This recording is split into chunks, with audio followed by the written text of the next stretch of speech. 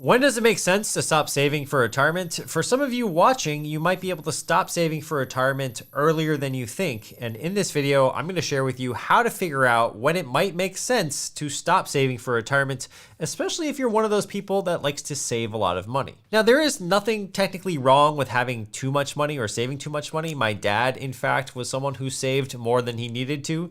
But when he passed away earlier this year, it dawned on me that he sacrificed way too much of his life for his nest egg, which ultimately he never got to enjoy. So to figure this out, let's first start with the variables you need to understand about retirement. There are, in my opinion, at minimum, 6 variables you need to figure out about your own retirement, and then we'll be able to figure out if we're in a place to actually stop saving. Now, I know what you're thinking, 6 variables, man, that sounds like a lot.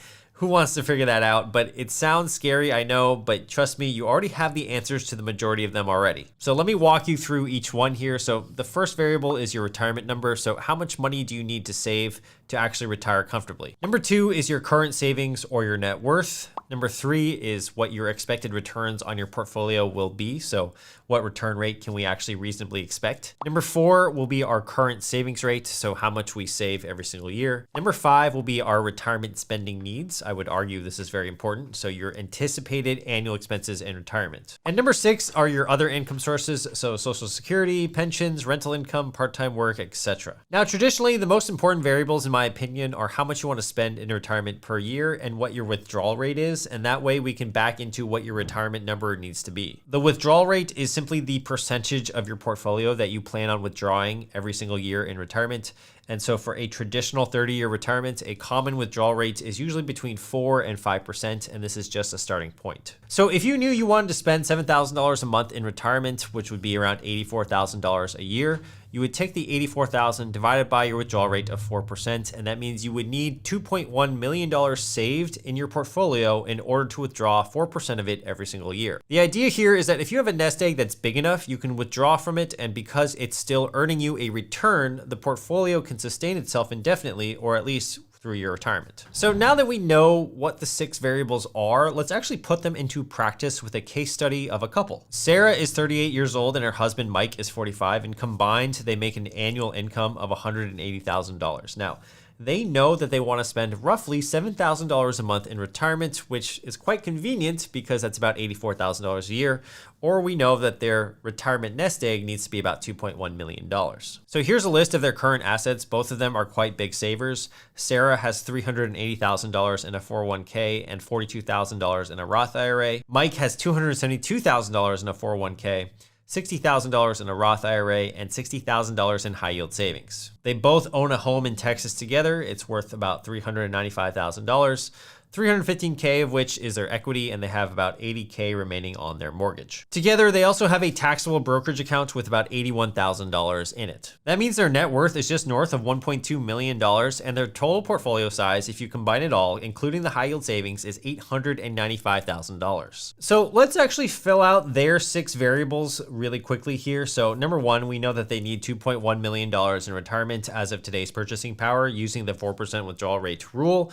And if we actually want to account for inflation, let's say in 20 years, that means we'll need $3.79 million at the time Mike hits the age of 65. That allows them to withdraw the equivalent of $7,000 in purchasing power today on a monthly basis. If you're wondering how I got that number, I just assumed a 3% inflation rate and I plugged it into an inflation calculator. Their second variable, which is their portfolio size, it's $895,000. Their third variable is an expected return. I'm going to assume a return of 6% in this case. This is conservative and also quite a blanket statement. I definitely understand it could be more than this or a little bit less than this, but for now, let's just assume they get 6% on their portfolio. Their current savings rate is about $36,000 per year, so they're saving about 25% of their gross income. That's variable number 4. Number 5, we know that they want to spend $84,000 every year in today's dollars, and so we'll figure out what that is in the future as well. And number 6, they are actually expecting some other sources of income when they retire, for example, Social Security. According to the Social Security Administration, the average retirement benefit for somebody as of January 2024 was $1,907 per person per month.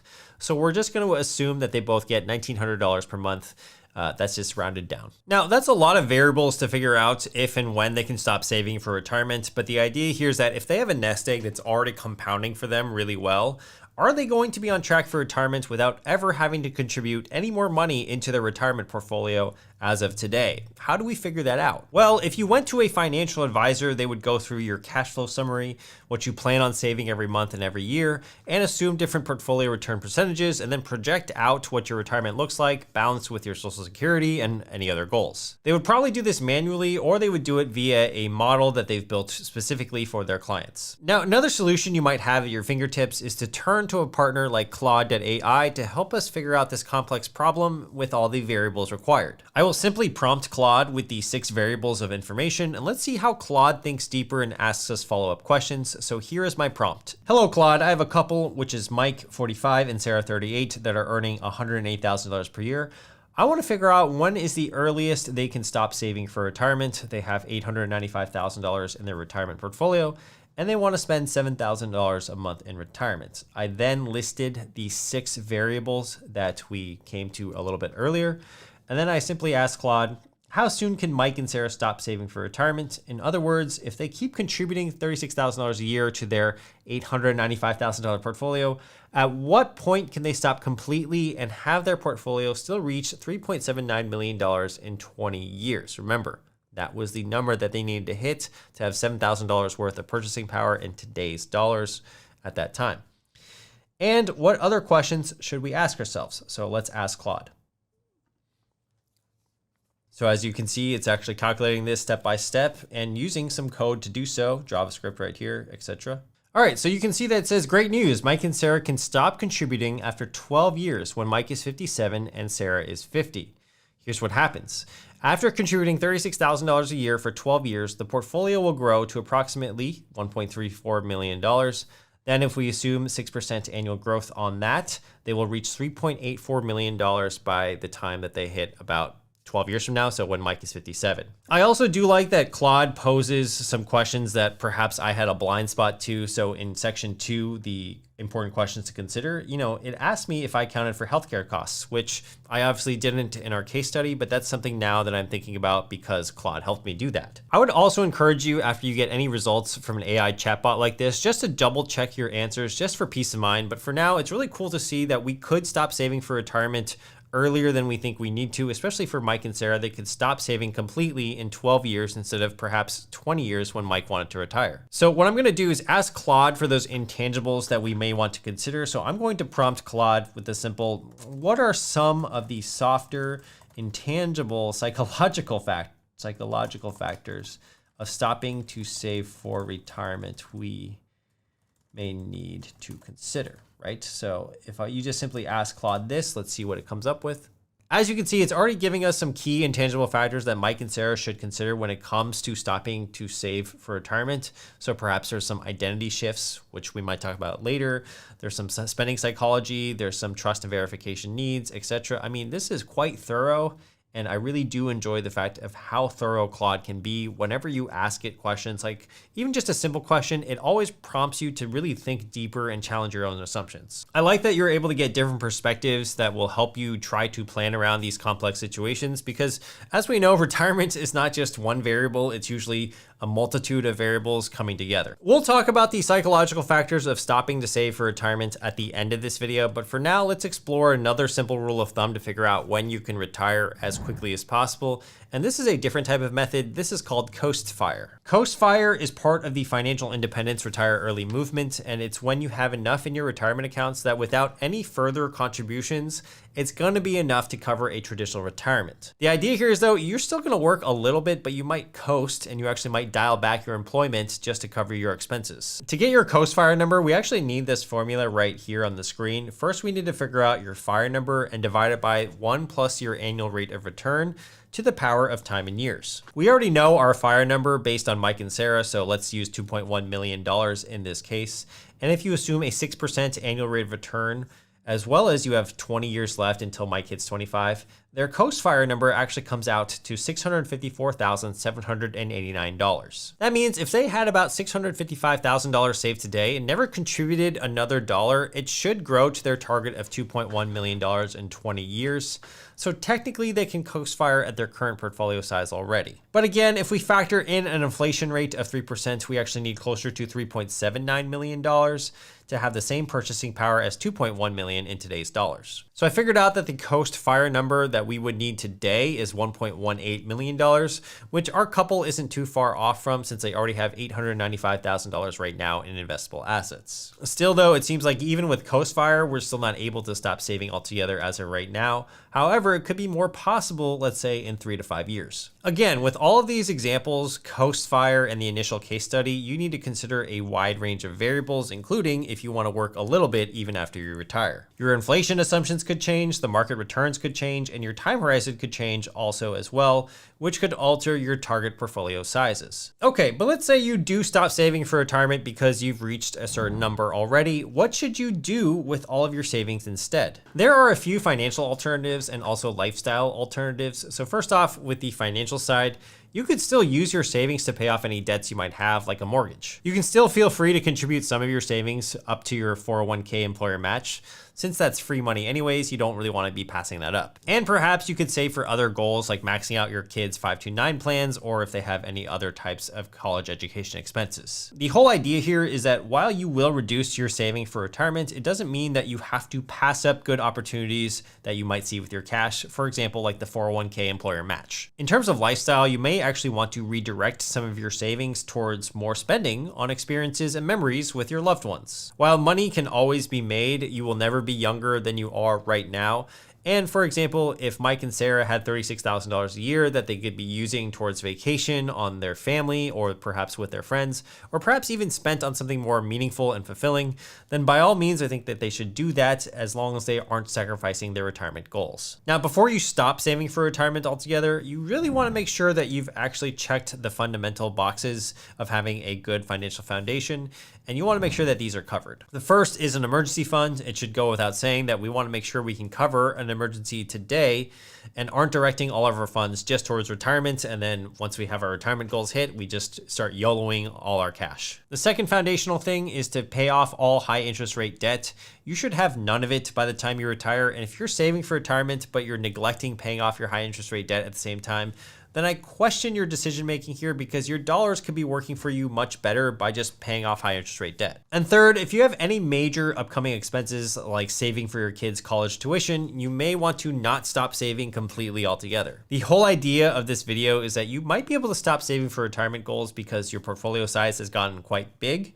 We still want to make sure that the rest of your financial life is still taken care of. If you for some reason took this video as a sign that you could all of a sudden start spending all of your excess money on sports gambling or perhaps at the blackjack table, that's not the point of this video's title. We want to make sure we are reasonable here. So if you're stopping to save for retirement, hopefully you aren't just blowing that cash just for the sake of blowing cash. Now, there will be some psychological factors at hand if you decide to stop saving for retirement early. And we touched a little bit upon this earlier, but let's go deeper. The first, I believe, is this fear of regret. There's always going to be a nagging voice that asks you, well, if we stop now, what if we're wrong about our whole situation? The pain of potentially running out of money in retirement feels so much worse than the pain of oversaving right now. And this is a valid concern. This is why so many people fall into the one more year trap. That's basically where you say, okay, one more year of savings just to be safe.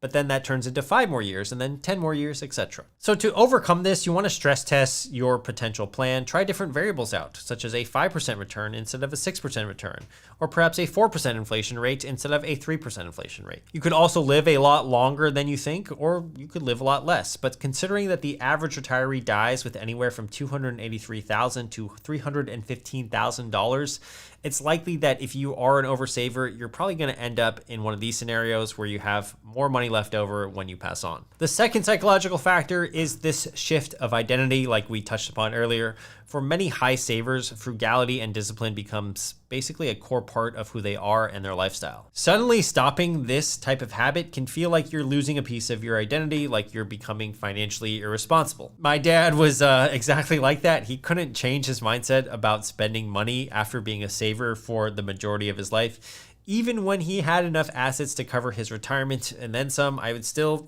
stop by his house and he would be eating a frozen meal. The mental transition here is actually going to be the hardest thing out of all of this.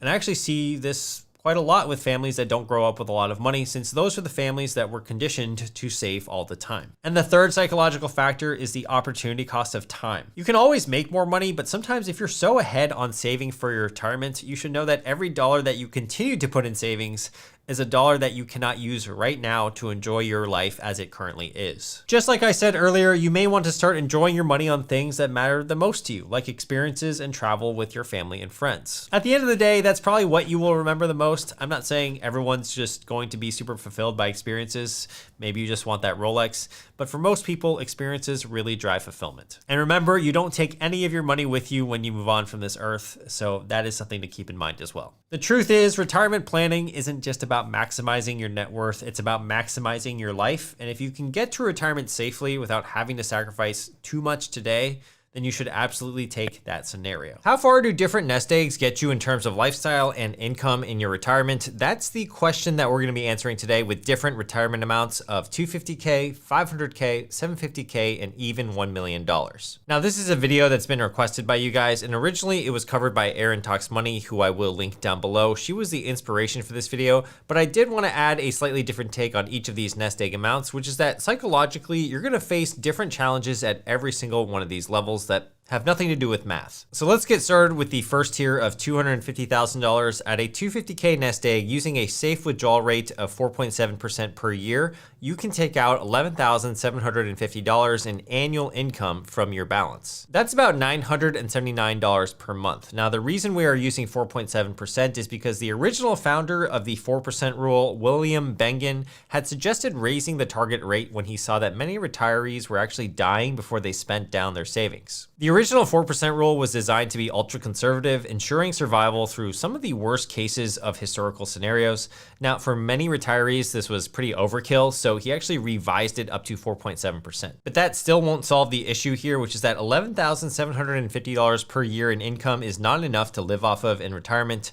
But if we are assuming that you live in the United States, that means you do qualify for Social Security. The average Social Security benefit varies, but for all retired workers came out to $20.71 per month as of January 2026, according to the Social Security Administration. That means your total income as a single earner would be $20.71 a month times 12, which would be $24,852. You want to add $11,750 in annual income from your nest egg, so that's a total of $36,602 per year. For a household, so if you have a spouse, you can expect that amount to be $61,454. The average retiree household spends about $60,000 annually, according to the Bureau of Labor Statistics, so it's broken down by the following categories if you want to take a screenshot. But most notably, you're going to be spending a lot of money on housing, transportation, healthcare, and food. Now, I do want to bring up, if you take Social Security at an earlier time, your benefit can be smaller, but if you take it at a later time, it can actually be larger. The full retirement age in America is defined as 67 years old. That's when you're eligible for the full 100% Social Security benefit every single month. If you take an early retirement at age 62 when you are first eligible for Social Security, you will get 70% of your full benefit. If you retire at the age of 70, you will get 124% of your full benefit by delaying retirement and when you take Social Security. So for example, based on the average Social Security payment of $20.71 per month, if you took your retirement at age 62, you're looking at $14.50 per month, and if you took it at age 70, that's $25.68 per month. So as you can see, this is a huge trade-off. So if you and your spouse retire early at the age of 62 when you start taking Social Security, you will get $14.50 per month each. If you add that to your annual income with your nest egg money, that would be $46,550. If you and your spouse wait until the age of 70, the total income per year now is $73,382. This is a pretty big range when you consider retiring, but it's important to know because it will help you define what's possible when it comes to retirement. So what does life actually look like here at these income amounts? If you're a single person and your annual income is around $36K at full retirement age, that's around $3,000 a month. That's a pretty bare bones retirement, and you will need a few things going your way in order to have a comfortable retirement, like your house paid off, you live in a moderate cost of living area, and you have no debt or car payments. At $3K a month, you can probably eat out occasionally and take one budget trip per year, but you aren't being lavish at this amount, and you really need to be reasonable and actually count where all your money is going. Now, if you're a couple retiring at the age of 67 based on their $250,000 nest egg, suddenly you will have $5,100 per month to spend. I think that would be a comfortable retirement, especially true if you've paid off your house, you live in a moderate cost of living area, and this will give you enough money to travel, eat out regularly, and have a lot of breathing room for the rest of your retirement. This is pretty crazy to think because it's a nest egg of $250K. It's not like you have $1 million or $2 million in the bank, but you have a modest amount in your retirement savings.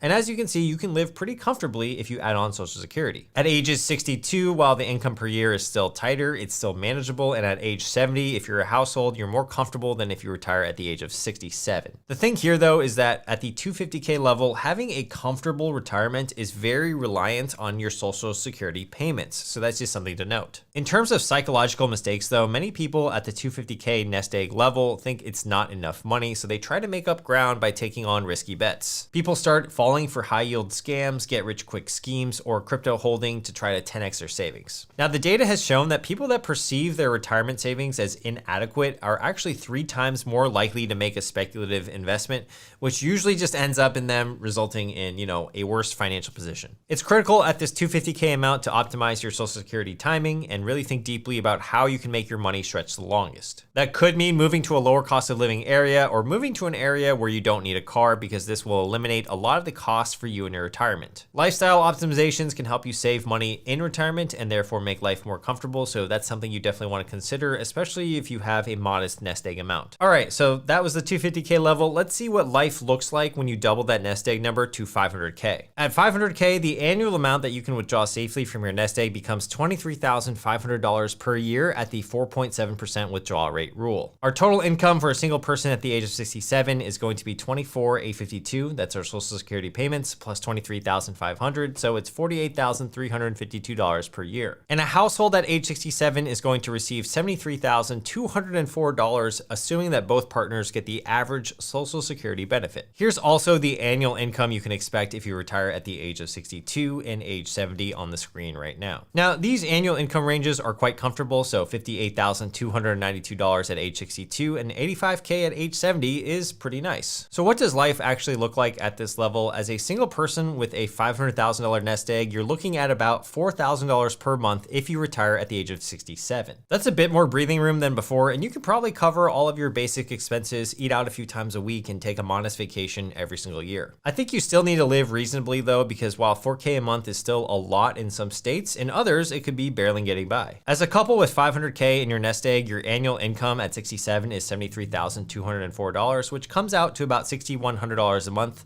I think that's pretty comfortable, and retirement will probably still feel pretty good. While you can enjoy most things like taking a trip or two a year, eating out multiple times per week without worrying about the cost, and splurging occasionally, you are probably not taking a first-class trip to places or buying an exotic car or even owning a vacation home. If you delay your Social Security payments until the age of 70, you can retire on $7,100 a month, which is much more comfortable than the $6,100, but it all depends on when you claim your Social Security at this level. In most of these cases, you aren't going to be stressed about money as much as the $250K level was, but the one thing to worry about here is that you might have a false sense of comfort. When you hit $500,000, it sounds like a lot of money, and so your brain might start to think that you're rich, even though the math says that you aren't. So a lot of people at this level, they really start to plan their big luxurious European vacations, or they get a fancy car, or they loosen up their budget a little bit, but now it's not the time to do that. It's kind of like when you're about to be paid a large sum of money. So let's say you work a sales commission job and you're about to get $20,000 next month. You might start to spend that money right away because you know that you have that $20K payment coming down the pipe next month. But the problem is that you don't have that money yet, and it's not really guaranteed. The deal could still fall through at the last moment, and I can kind of see some parallels with the $500K level of nest egg here. Because you hit the $500K level, you might think you've made it, when in reality, your retirement will actually look very modest and still comfortable, but it's not like you're balling out. So that's just something to be aware of at this level, at the $500,000 level. But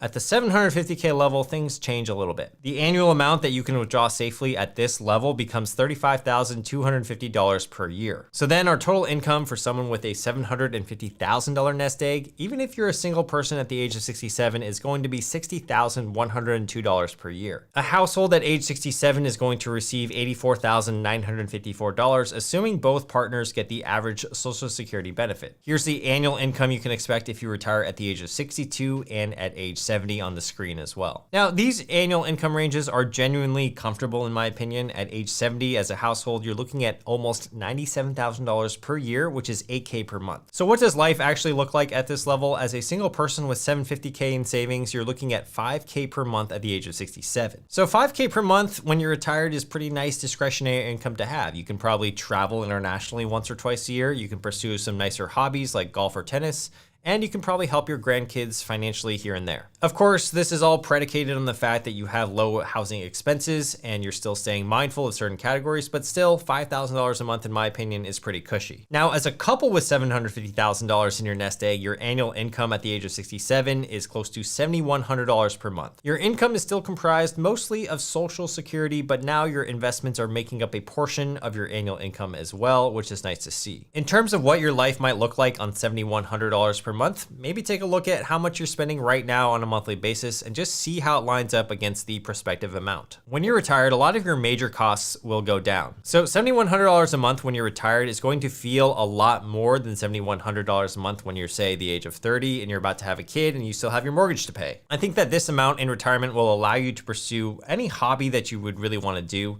You could also eat out at most places without thinking about the price and also pursue some international travel here and there. You probably aren't flying in first class internationally, but maybe you'll fly premium economy, and sometimes you can even upgrade yourself to business. More importantly, I think it's at this level you can be a little bit generous with your family, and you can probably also pay for the entire hotel for a week of vacation for your family if needed. There are two psychological traps though that people run into at the 750K level. There's the first camp of people who want to hit that $1 million nest egg so badly that they end up working a lot longer than they actually need to, and then they retire a lot later, and that's all in pursuit of an arbitrary number. When it comes to retirement, the amount that you actually need is just simply whatever your desired lifestyle costs on a monthly basis, and anything beyond that is just extra. Most retirees will pass with the majority of their savings intact, so a lot of people spend decades obsessing over accumulating wealth, but then once they hit their number, they actually never spend it.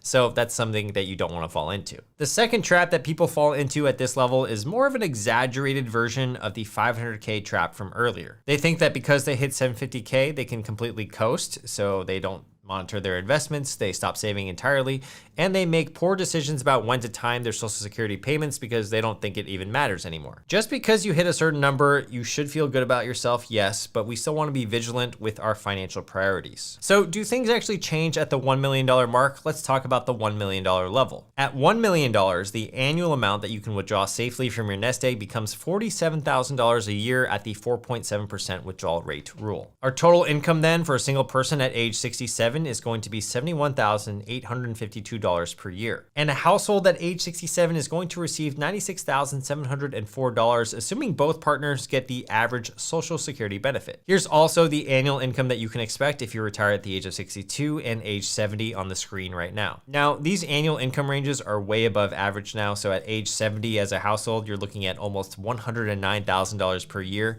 And this is where retirement, I think, becomes very, very comfortable. You're able to have about $9,000 per month in this case. So what does life actually look like at this level? As a single person at $1 million, you're looking at about $6,000 per month at the age of 67 and nearly $6,500 per month if you delay it until 70. I think that would afford you a pretty nice life as a single person. $6,500 a month or $6,000 a month is both a lot of money in many parts of the country. As a couple with $1 million in your nest egg, your annual income at 67 is $96,000, which is around $8,100 a month, and this is where I think it gets genuinely luxurious. You can do all of the same things at the 750K level, just with more financial freedom. You could probably give your family generous gifts, help pay for your grandkids' education, help fund family vacations, and even eat at nice restaurants whenever you want. You're probably gonna go to Taylor Swift's next concert and you get to sit on the floor, and you're pursuing hobbies that genuinely interest you and not looking at the price. But here's the psychological trap at $1 million, and this one will creep up on you. When you hit $1 million,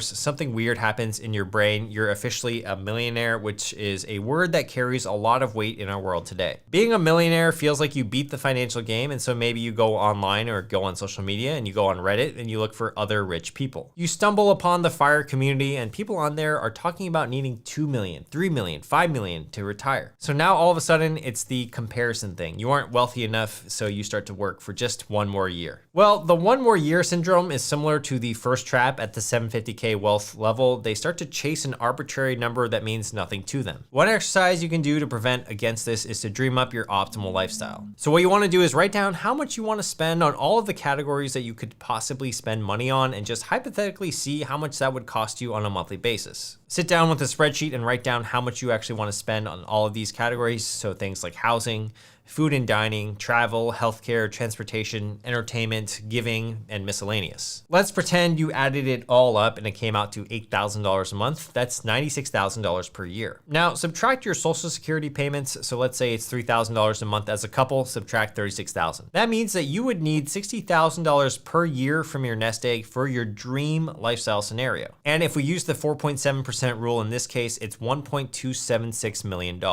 That would be your number in that case. Not $2 million because Reddit said so, and not 1.5 million because you're scared. 1.276 million would be what funds your dream life. And so if you really wanted to work more to get to that number, then go for it. But when it comes to retirement, you really just want to start optimizing for time and not money. So in all of these scenarios, there are a few takeaways that I want you to keep in mind from this video. Number one is that the timing of when you claim your Social Security benefits really do matter. If you can delay claiming from the ages of 62 to age 70, you're looking at a 77% increase in your monthly benefit. For a couple, that's often an extra $2,000 to $4,000 per month, or $24K to $48K per year for the rest of your lives. Number two is that if you keep your cost of living and your lifestyle reasonable, this will let you stretch out retirement as long as possible and be comfortable as long as possible. And lastly, number three, stay diligent in your finances even after you think you've made it. If you want to retire 10, 15, or even 20 years earlier than everybody else, it doesn't come down to picking the right stocks or timing the market or even how much money you make. It comes down to tracking 4 numbers. That's it. I can tell you that the people who actually retire early, they aren't doing anything complicated. They just know their numbers and they check them regularly. We'll walk through the only 4 numbers you need for early retirement and how to calculate each one. And the best part is that once you have this system down, it'll take you less than 1 hour per month to keep track of everything. The first number you need to track is your savings rate. This is the number that actually drives everything else. In terms of a savings rate, you want to take the percentage of your take-home pay that you're actually investing for the future, not just saving in a bank account, but actually putting that money to work. The formula for this is quite simple. It's your total amount invested divided by your take-home pay for the month, and that is your savings rate. So for example, if I invested $500 this month and I make $5,000 in take-home pay, my savings rate is therefore 500 divided by 5,000, or about 10%. The reason we want to use take-home pay instead of gross pay is that take-home pay accurately shows you how much money you're saving. If you were to use gross pay, there's federal taxes, state taxes, FICA, and everything else that's involved with that. Technically, that's not your money at the end of the day, and using a gross pay number as the denominator is not great because it'll make you feel like you're underperforming even when you're doing well. Now, before we get into some example numbers and situations, some of you might be wondering, well, Humphrey, what about 401k contributions? If somebody is maxing out their pre-tax 401k contributions, those actually come out before the take-home pay, so how do you calculate that? The best solution here is to simply add your 401k contributions to your investments. I know technically it's not take-home, but it is money coming out and it's going toward your future, so it's okay to count it as part of your savings rate. As an example, if you make $75,000 a year in income, that's about $57K after taxes. If you contribute $5K to a Roth IRA and $10K to 401k contributions, that's $15,000 total that you have invested divided by your $57,000 in take-home pay, giving you a total savings rate of 26.3%. Okay, so now that you know how to calculate it, what should your savings rate be? Well, if you want to retire decades early, let me show you the relationship between savings rate and early retirement using a Networthify online calculator. This is one of those great websites where you can plug in different variables and see how quickly or how soon you might be able to retire. So assuming you make 75K gross per year, which is 57K take home,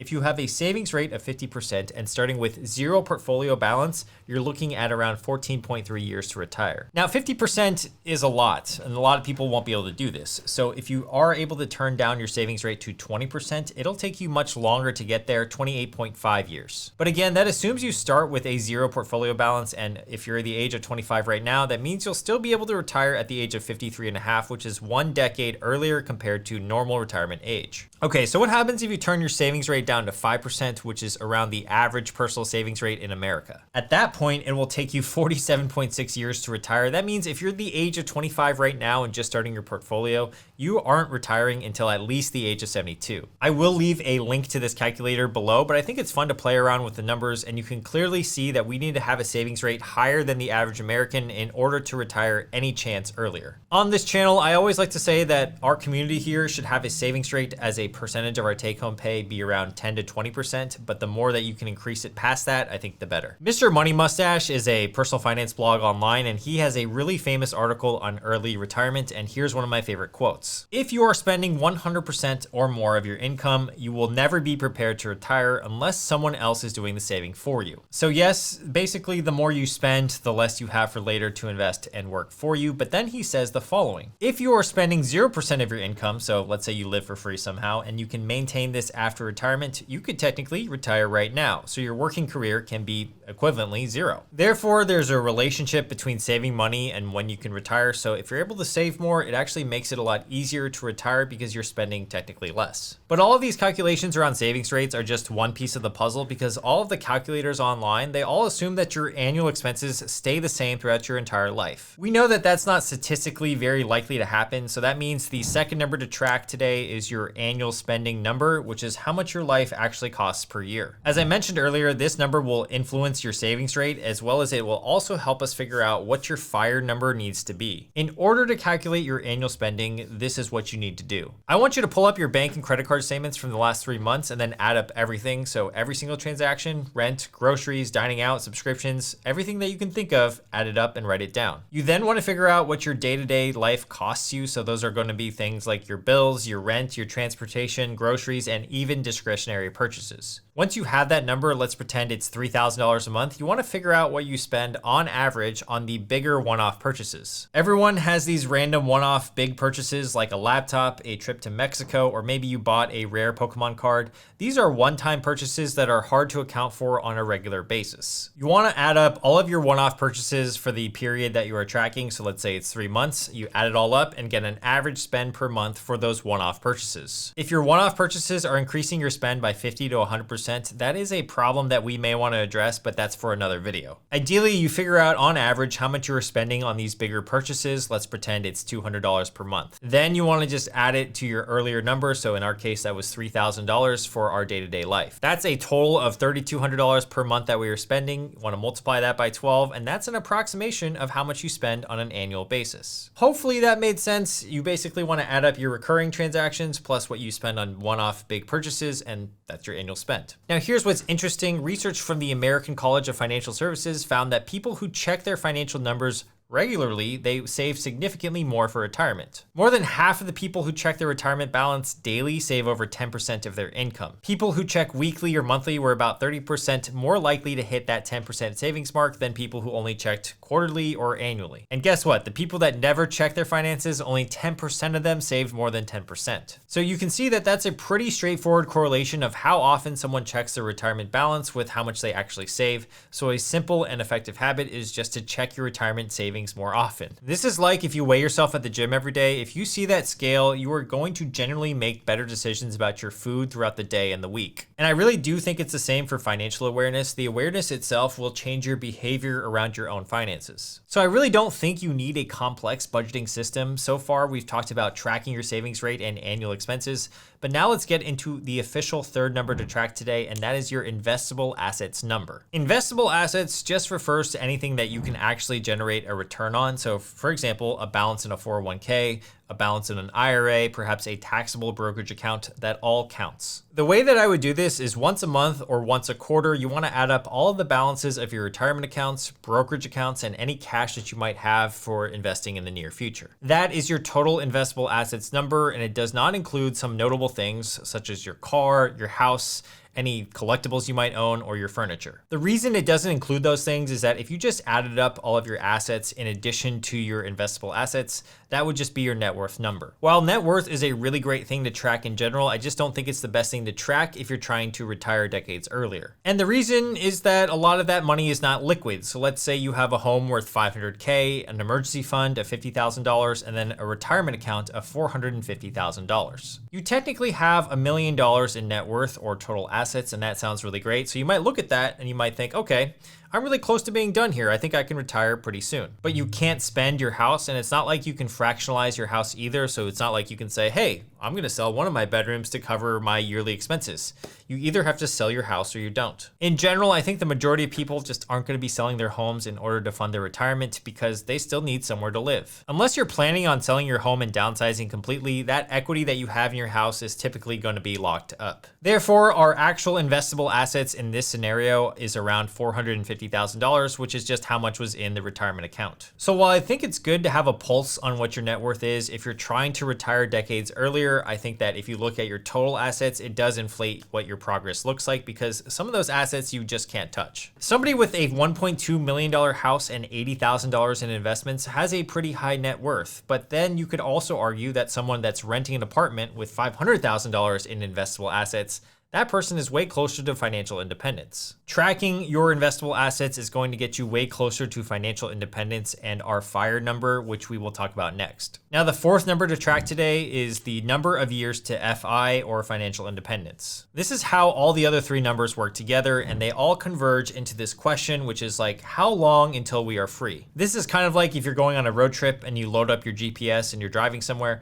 you have an ETA or an estimated time of arrival. Your years to FI number is exactly that. It's just an ETA of when you're going to retire. For us, we are looking to arrive as quickly as possible, so you want this number to be as low as possible. If your savings rate goes up, guess what? That lowers your years to FI number, which is great. But if your spending goes up, then perhaps your years to FI number goes up, which is not ideal. To calculate this number, you need to know what your FIRE number is. So let's calculate that first, and then we will use the other three numbers from today's video to figure this out. FIRE stands for Financial Independence Retire Early, and at the core of this number is the rule of 25. That's where you take your annual spending, which was number 2 in today's video, and we multiply it by 25. The reason it's 25 is that it's because it's built on the 4% rule, which is the idea that you can withdraw 4% of your nest egg in your first year of retirement, adjust for inflation each year after, and not run out of money over a 30-year period. So if your annual spending is $40,000, multiply that by 25, your FIRE number is 1 million. If you spend $60,000, it's 1.5 million, and if you've gotten your spending down somehow to $30,000 per year, your FIRE number is only $750,000. Now here's where it gets interesting. The founder of the 4% rule, William Bengen, has actually changed his own 4% number to 4.7%.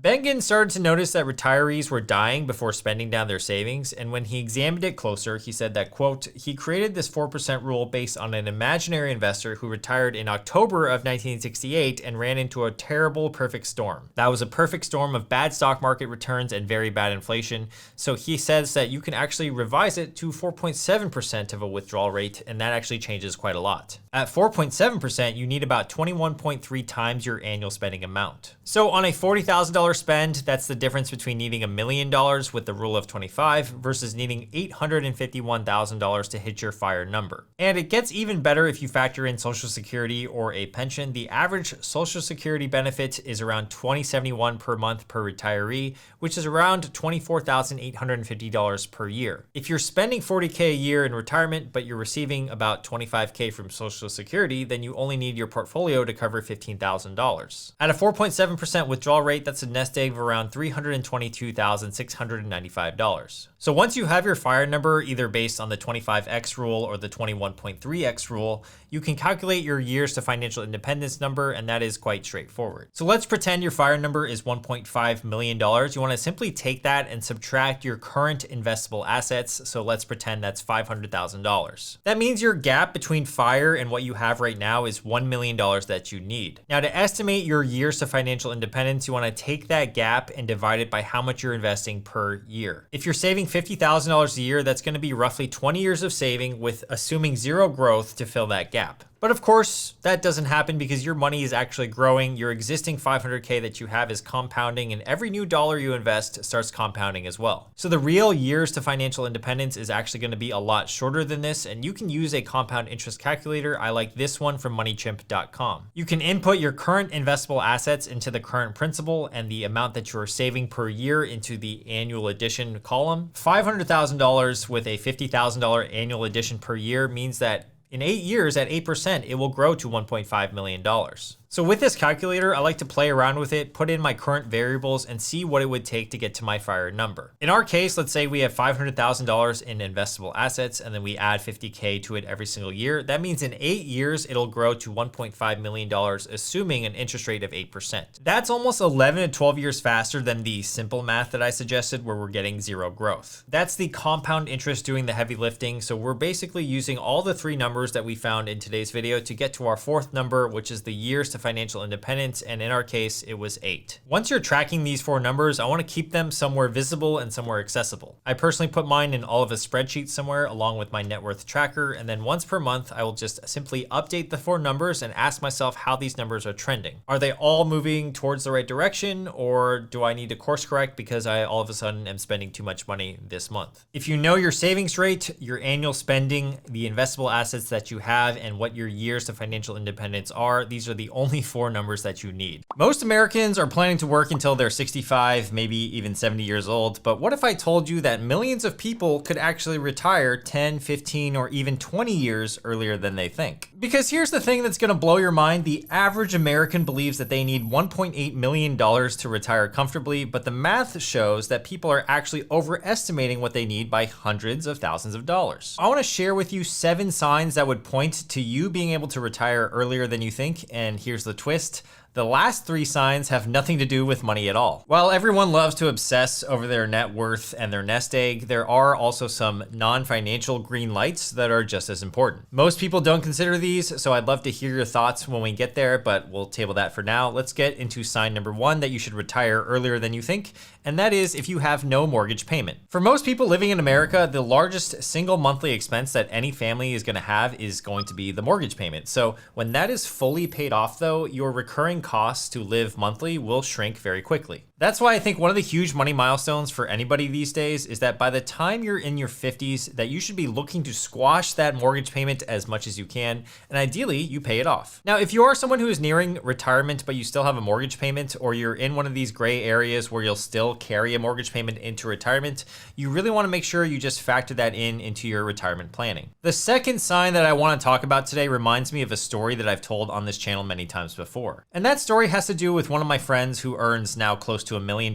per year in his real estate job. That is a crazy amount of money, but when it comes to his lifestyle, let me tell you guys, he spends close to 95% of his income. He's got a 30-year mortgage that's slightly out of his budget, 3 cars he's making payments on, and he loves eating out at fine dining establishments a little bit too much in my opinion. He lives lavishly, and so far he's been funding it with his job and his high income, but if he wanted to retire and maintain that lifestyle, it would be incredibly difficult because he would need a nest egg of close to $25 million.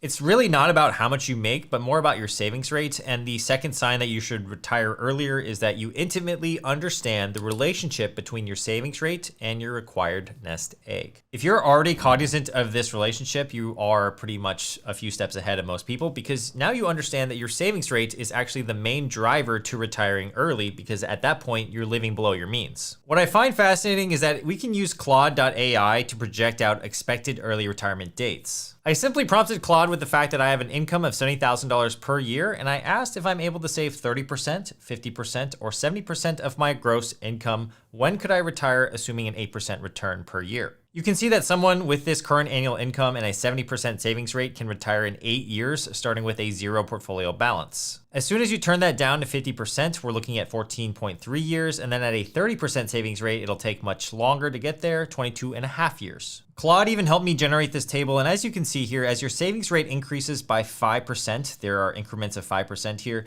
your years to retirement will decrease as well. At a savings rate of 10%, you can see that the years until retirement is 41.7 years, which is pretty long. However, if you get down to, say, the 50 or 65% savings rate, you can see that you could probably retire within the decade. If we take the average savings rate of an American, it's actually closer to 4 to 5%. We can actually see that retirement is going to be very difficult. All right, sign number 3 that you should retire earlier than you think is that you have some diversified income streams. Obviously, having your main job and earned income is important, but when you've built multiple revenue sources beyond your primary biweekly paycheck, you're in a much stronger position to step away from traditional employment. Let's pretend you are generating meaningful income from, say, rental properties, a side hustle, or investment dividends. You don't need to rely on your main job as much, and it will give you a lot of peace of mind to be able to sleep at night in retirement because you have some passive income. Your rental income might cover your housing costs, your side business could handle daily expenses, and your investment income could provide a cushion for unexpected costs. When these streams are all working together, you might find that you don't need to work until the traditional retirement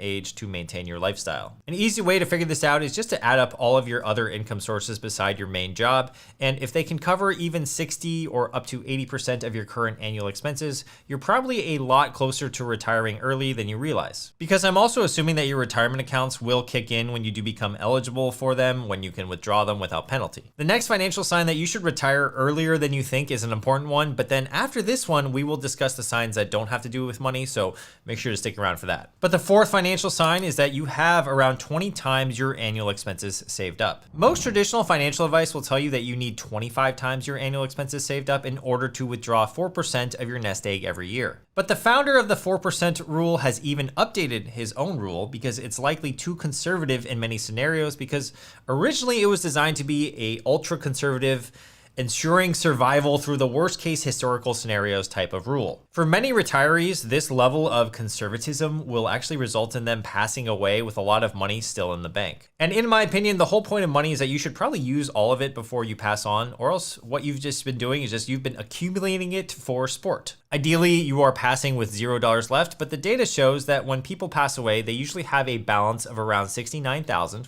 nice, which is the median, to $296,000 depending on the study and demographics. In an interview with Money with Katie, a morning brew show here on YouTube, William Bengen, which is the founder of the 4% rule, stated that his original thesis included a very simple portfolio. Let's listen in. The original research just had two asset classes: intermediate term U.S. Treasury bonds and U.S. large cap stocks. Not exactly a diversified portfolio, but had to start from somewhere. So you can see that his original research included a simple portfolio of just two asset classes, and while some people would probably use this type of portfolio, most investors these days have a larger mix of asset classes, more than just intermediate bonds and large cap stocks. And as he's added more asset classes, he was basically able to revise his suggestion to ultimately increase the withdrawal rate. According to an article in Financial Advisor magazine, William, quote, has increased the withdrawal rate he uses on his own portfolio to 4.7%, largely because of the upside he's gained by adding small and micro cap asset classes to his portfolio. He's also been saying that, quote, right now I use 7 asset classes, including 5 in stocks, cash, and treasury bonds. I think it tracks closer to what a sophisticated investor would use. So as your withdrawal rate goes up from 4 to 4.7%, the less of a nest egg you will actually need. And that's why sign number 4 is about 20 times your annual expenses saved up instead of the traditional advice of 25 times. Okay, so for the next 3 signs that you should retire earlier than you think, these are all the soft, non-financial signs that may already be occurring naturally in your life. I would personally love to hear if any of these apply to you. Let me know down in the comments. Sign number 5, so our first non-financial sign, is that you are in good health and you have a sense of fulfillment outside of work where you want to spend more time. Assuming the finances work, if both of these conditions are met, then it might actually be time to make the leap.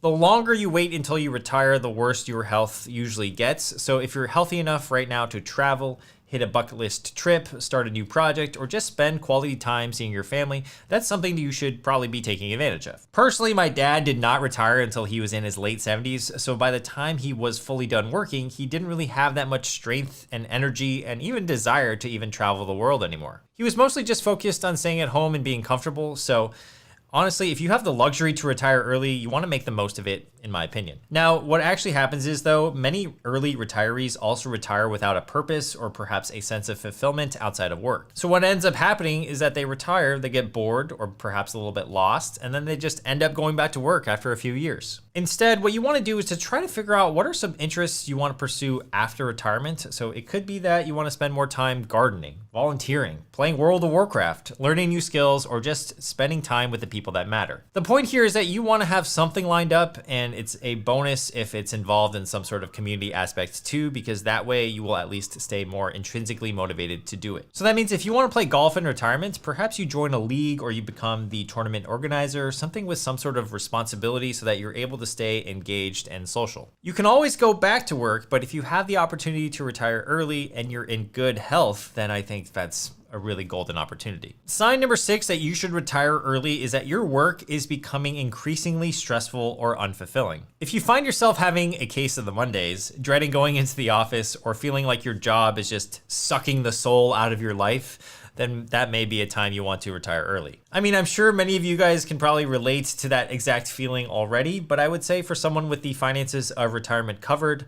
the tolerance bar for dissatisfaction should be way lower. That means if work is consuming too much of your mental health, it may be a good time to retire early. The financial cost of staying in an unfulfilling job can be higher than you think, so chronic work stress is often linked to health problems that could be really expensive down the road. For example, heart disease, depression, or anxiety.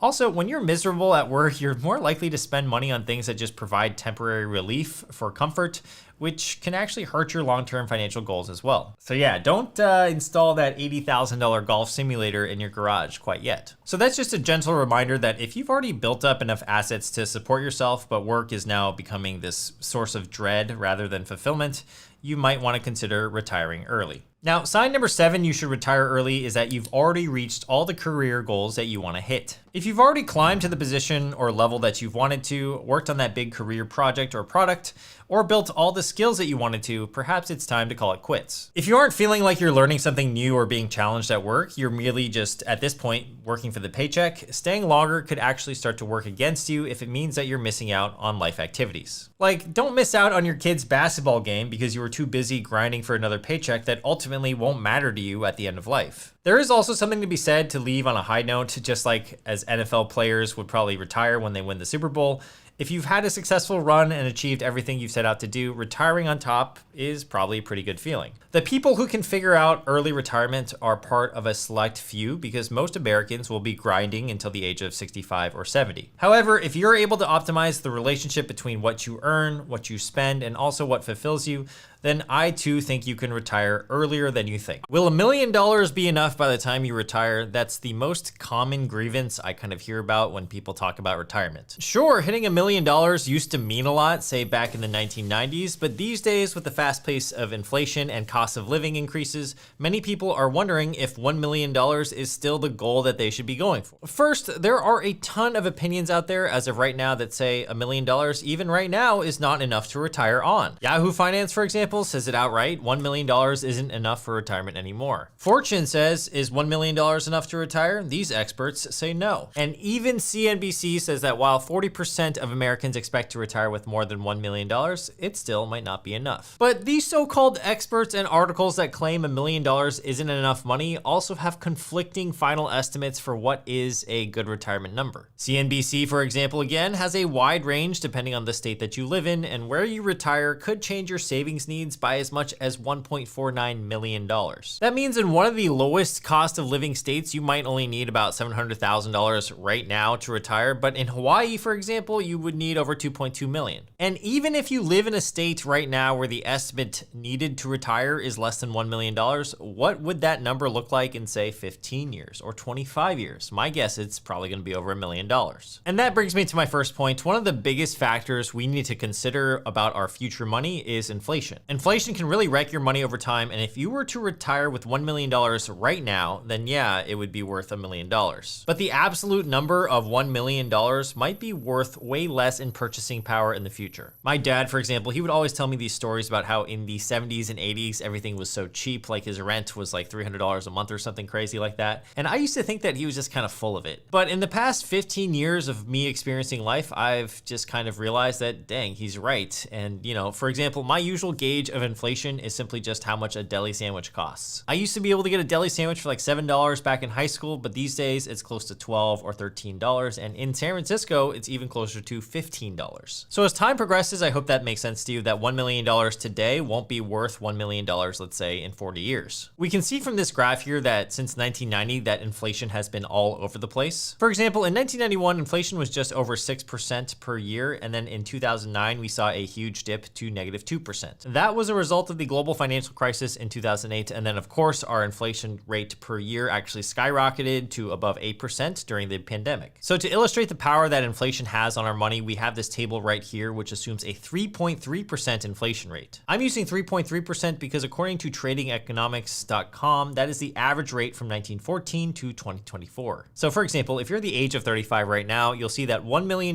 today will only be worth about $377,000 in purchasing power by the time you retire. If you're the age of 45 or about 20 years away from retirement, your purchasing power of $1 million today in the future is going to be roughly half at $522,000. That means as 20 years passes at a 3 to 3.3% inflation rate, we need to make roughly double that in order to have the same purchasing power that we do today. And it gets even a little bit more grim if you're 25. So $1 million today is only going to be worth about $273,000 in purchasing power in about 40 years. Hopefully this cements the fact that because our money today is going to have less purchasing power in the future, we need to take some steps to counteract that. We're going to discuss how much you need to actually retire comfortably by the time you're 65, and then show you the power of investing to get there. And if your final number is, let's say, $1 million, we're going to show you what that looks like by the time you retire at different age ranges. All right, so first, how much you need. When it comes to your ability to retire and what your nest egg should be, it's entirely dependent on how much you're spending in retirement. If you were to ask Fidelity how much that is, they'll say that you should plan to spend around 80% of whatever you're making annually in retirement. This is known as the 80% retirement income replacement ratio rule. I know that's a mouthful. The idea here is that if we can estimate how much income we'll need in retirement on an annual basis, we can work backward to figure out what our nest egg should be, and then in the context of this video, we'll also adjust it to your current age. So pretend you're 65 right now and you're about to retire. If your income is $100,000 per year, that means you should plan to spend around 80% of that, or about $80,000 every year in retirement. If you make $50K a year right now, then you should plan to spend 80% of that, or $40,000 per year. And spending $40,000 every year means that your portfolio balance would need to be $1 million. Having $1 million in your portfolio will allow you to spend 4% every year, giving you the safest chances possible of having your retirement to last 30 plus years. All right, but that's right now. What if you're the age of 25 right now? How much will the equivalent be of $1 million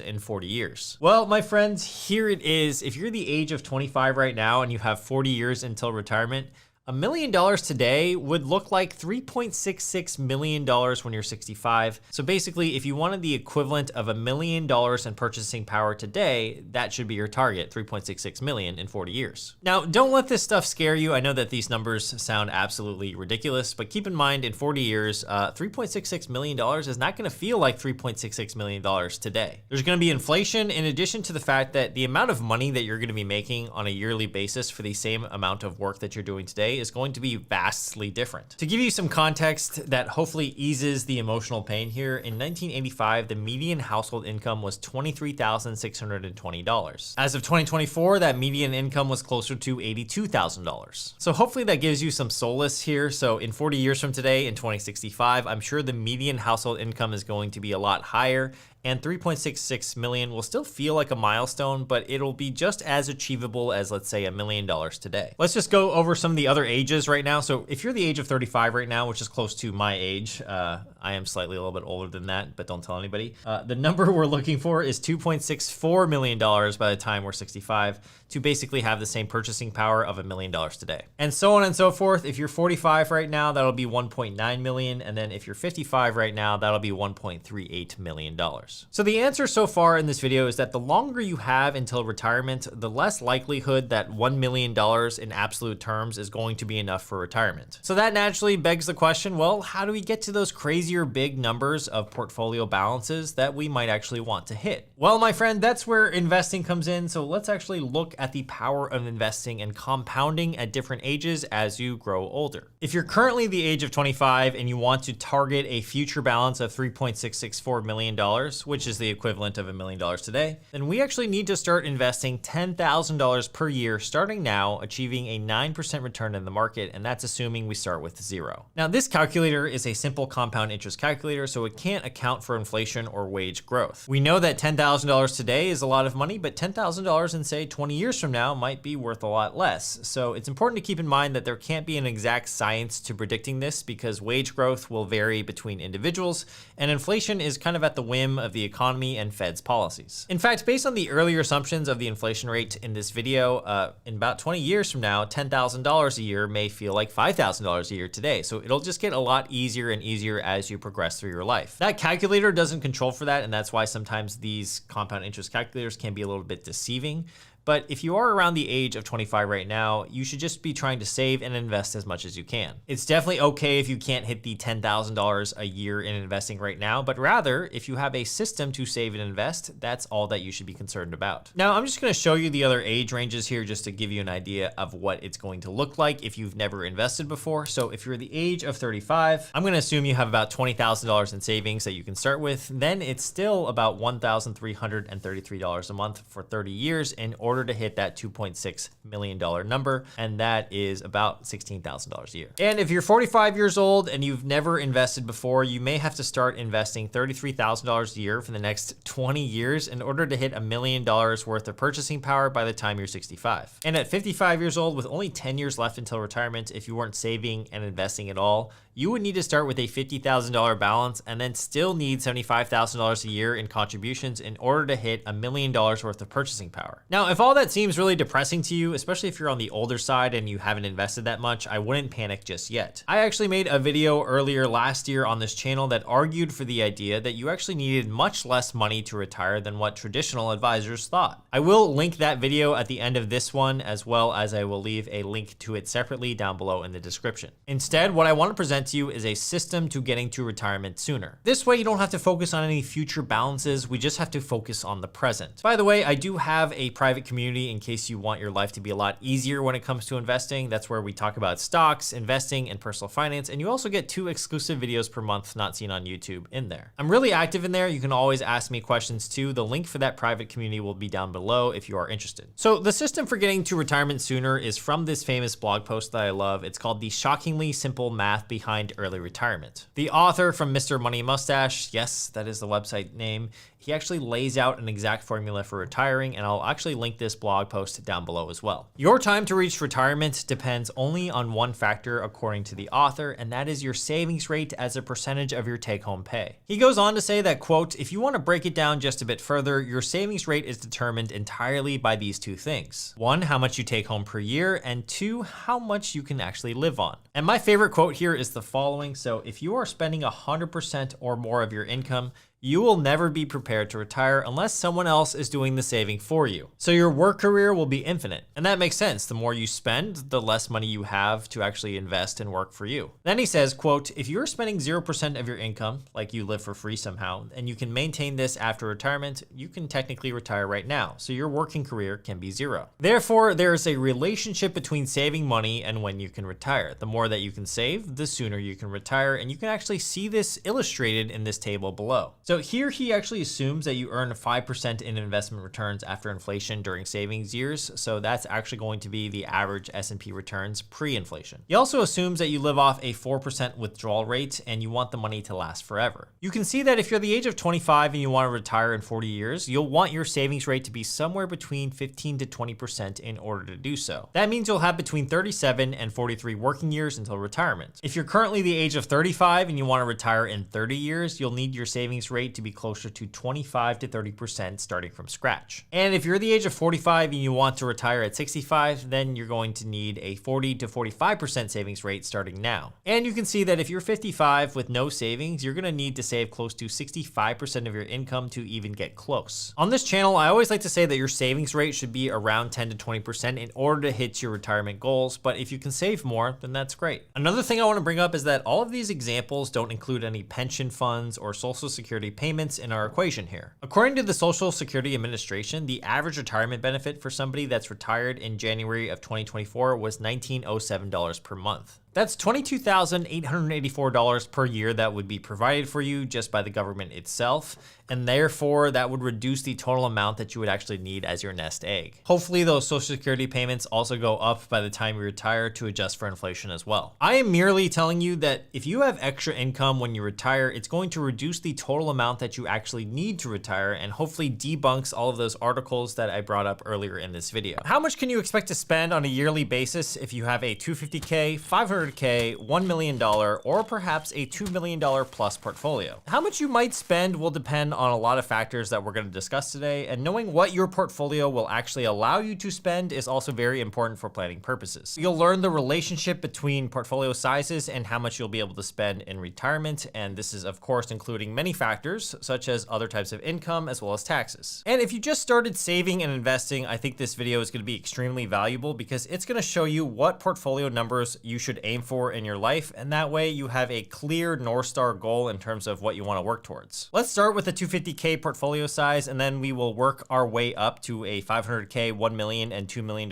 portfolio. Now, in each of these sections, I'll also give you one big takeaway for retirement planning. Okay, so starting at 250K at this size, this is well below the average retirement savings for all families, and that's according to the 2022 survey of consumer finances. So usually the average retirement savings for families is $333,940. Now, many people are going to find themselves at the $250,000 mark when they retire, but I'm going to show you guys that this is not the most dire of situations. Obviously, it's not as big as the other portfolio sizes, but you could still hypothetically spend a decent amount of money on an annual basis, even with this balance. So first, you must know that there was a famous study conducted at the Trinity University back in 1998. In that study, they concluded that you could withdraw 4% of your retirement balance every single year to have a high probability of not running out of money in retirement. That was over a 30-year retirement, but what people don't like to talk about is that in many cases, retirees could end up with more money after 30 years than they started with, particularly under favorable market conditions. Now, if you have a smaller balance like 250K in retirement savings, I'm just going to make a few assumptions. First, I'm going to make the assumption that you probably will not be passing on an inheritance because you probably need that money for yourself. And ideally, you are as comfortable as you can be before you kick the bucket. That means we ideally are going to be depleting our portfolios to zero by the time the 30-year retirement concludes. Given the average life expectancy in the United States of 76.3 years old, if you retired at the age of 65, you could theoretically only need your portfolio to last 11 years. But I think that's a little bit depressing and morbid. I think we should always shoot to live a little bit longer, so we're still going to assume 30 years today in our example. Another assumption we should make is that in America, you'll have some sort of social security or pension income by the time you retire. Or if you're in another country like Canada, you may have an old age security payment or perhaps the Canadian pension plan, which is known as the CPP. So here's a table of what that might look like, and this also assumes that you get the average social security payment of $19.07 per month. This does not include cost of living adjustments for social security or the inflation rate of 2%. Now, future scenarios will, but I did want to illustrate a simple example of what you can roughly expect to spend given if you have some supplemental income and you're willing to withdraw from your portfolio at a heavy percentage. Your total annual income could be $41,712, even with a $250,000 portfolio balance.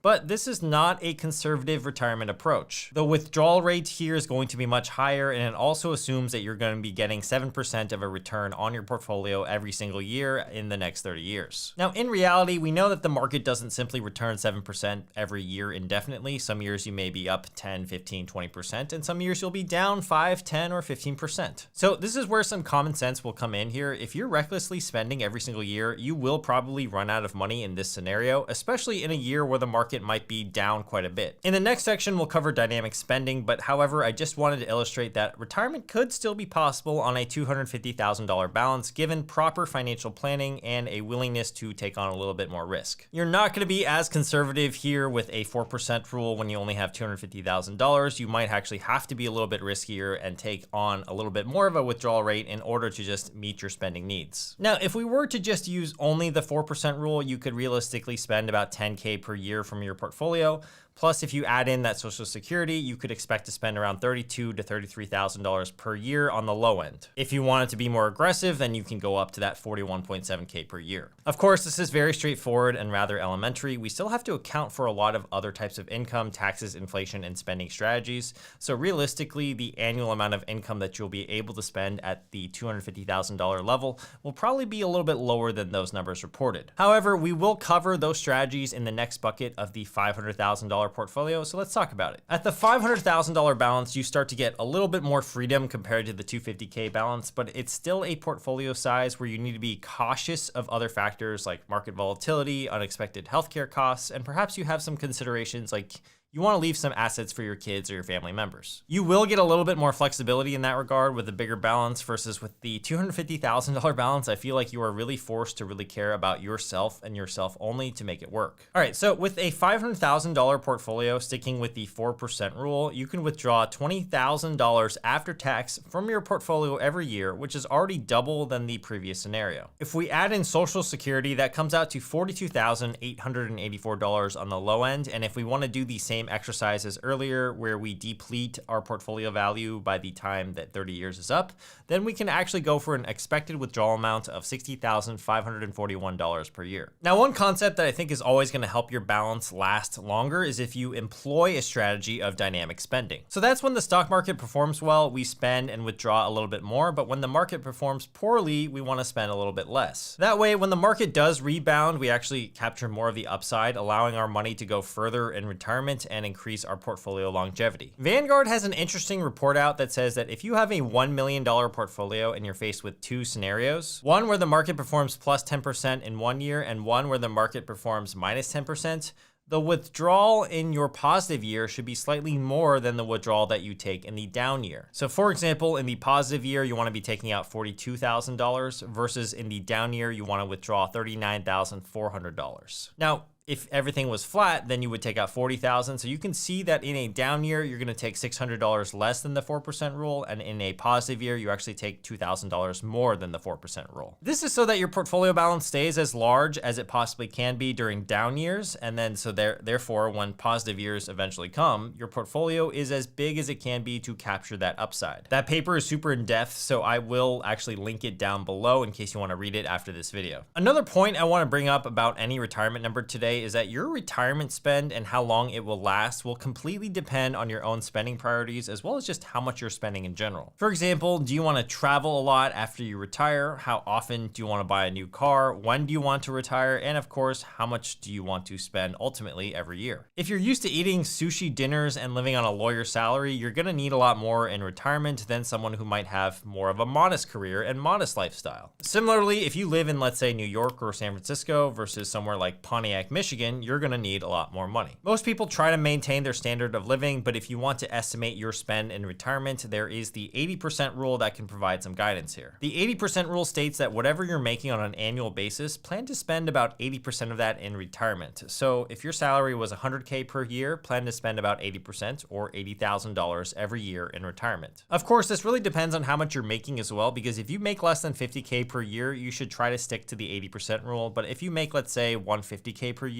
you might be able to live off a lower income percentage. Here's the table from Fidelity that has good suggestions on what rules you should be sticking to. And for most people, it's going to be between a range of 55 to 80% for your estimated income replacement ratio. If you want to remain active in retirement and travel the world and do fun experiences, then you're likely going to need more money than someone who wants to just sit at home. Like me, for example, if I'm just playing chess every day in retirement, that's a pretty cheap hobby. The idea here is that you really need to sit down with either your spouse and optionally perhaps a financial planner to really assess how much you want to spend in retirement. Because that's going to dictate whether or not you retire at, say, age 65 with a $500,000 portfolio balance, or perhaps you want to work until you're 68 or 69 or even 70 years old and save up just a little bit more money to make the remaining years more comfortable. All right, but let's talk about the $1 million portfolio size now, because it's at this portfolio size that I would say most people are super enthusiastic with this amount, because at 4% withdrawal rate, that's still $40,000 a year, excluding any any Social Security or different types of pension plans. It's really at this level that you should also consider some softer considerations, for example, what your annual expenses are after taking into account how much you want to spend. If you want a new car every 5 years or so, and that's high on your priority list, then you'll want to factor that into your planning. Another consideration to keep in mind is if you're looking to travel, that's going to add some annual expenses every year, as well as healthcare starts to get more expensive the older that you get. Like for example, if you wanted to take 3 trips every single year and you wanted to ball out on these trips at $5,000 a trip, you're looking at an additional $15,000 per year that's going to be added into your expenses. Of course, there's no really right answer here. You just really have to understand what you want to be spending in retirement, so that previous rule will really help here. But if you want to take more trips, you want that new car, you want to spend more on healthcare, it's all going to add up in your annual expenditures. So let's go through a case study then of somebody with a $1 million retirement balance, and let's say they spend roughly $60,000 per year in annual expenses, including, let's say, traveling and getting a new car. This person will also receive the average Social Security payment every single month and every single year,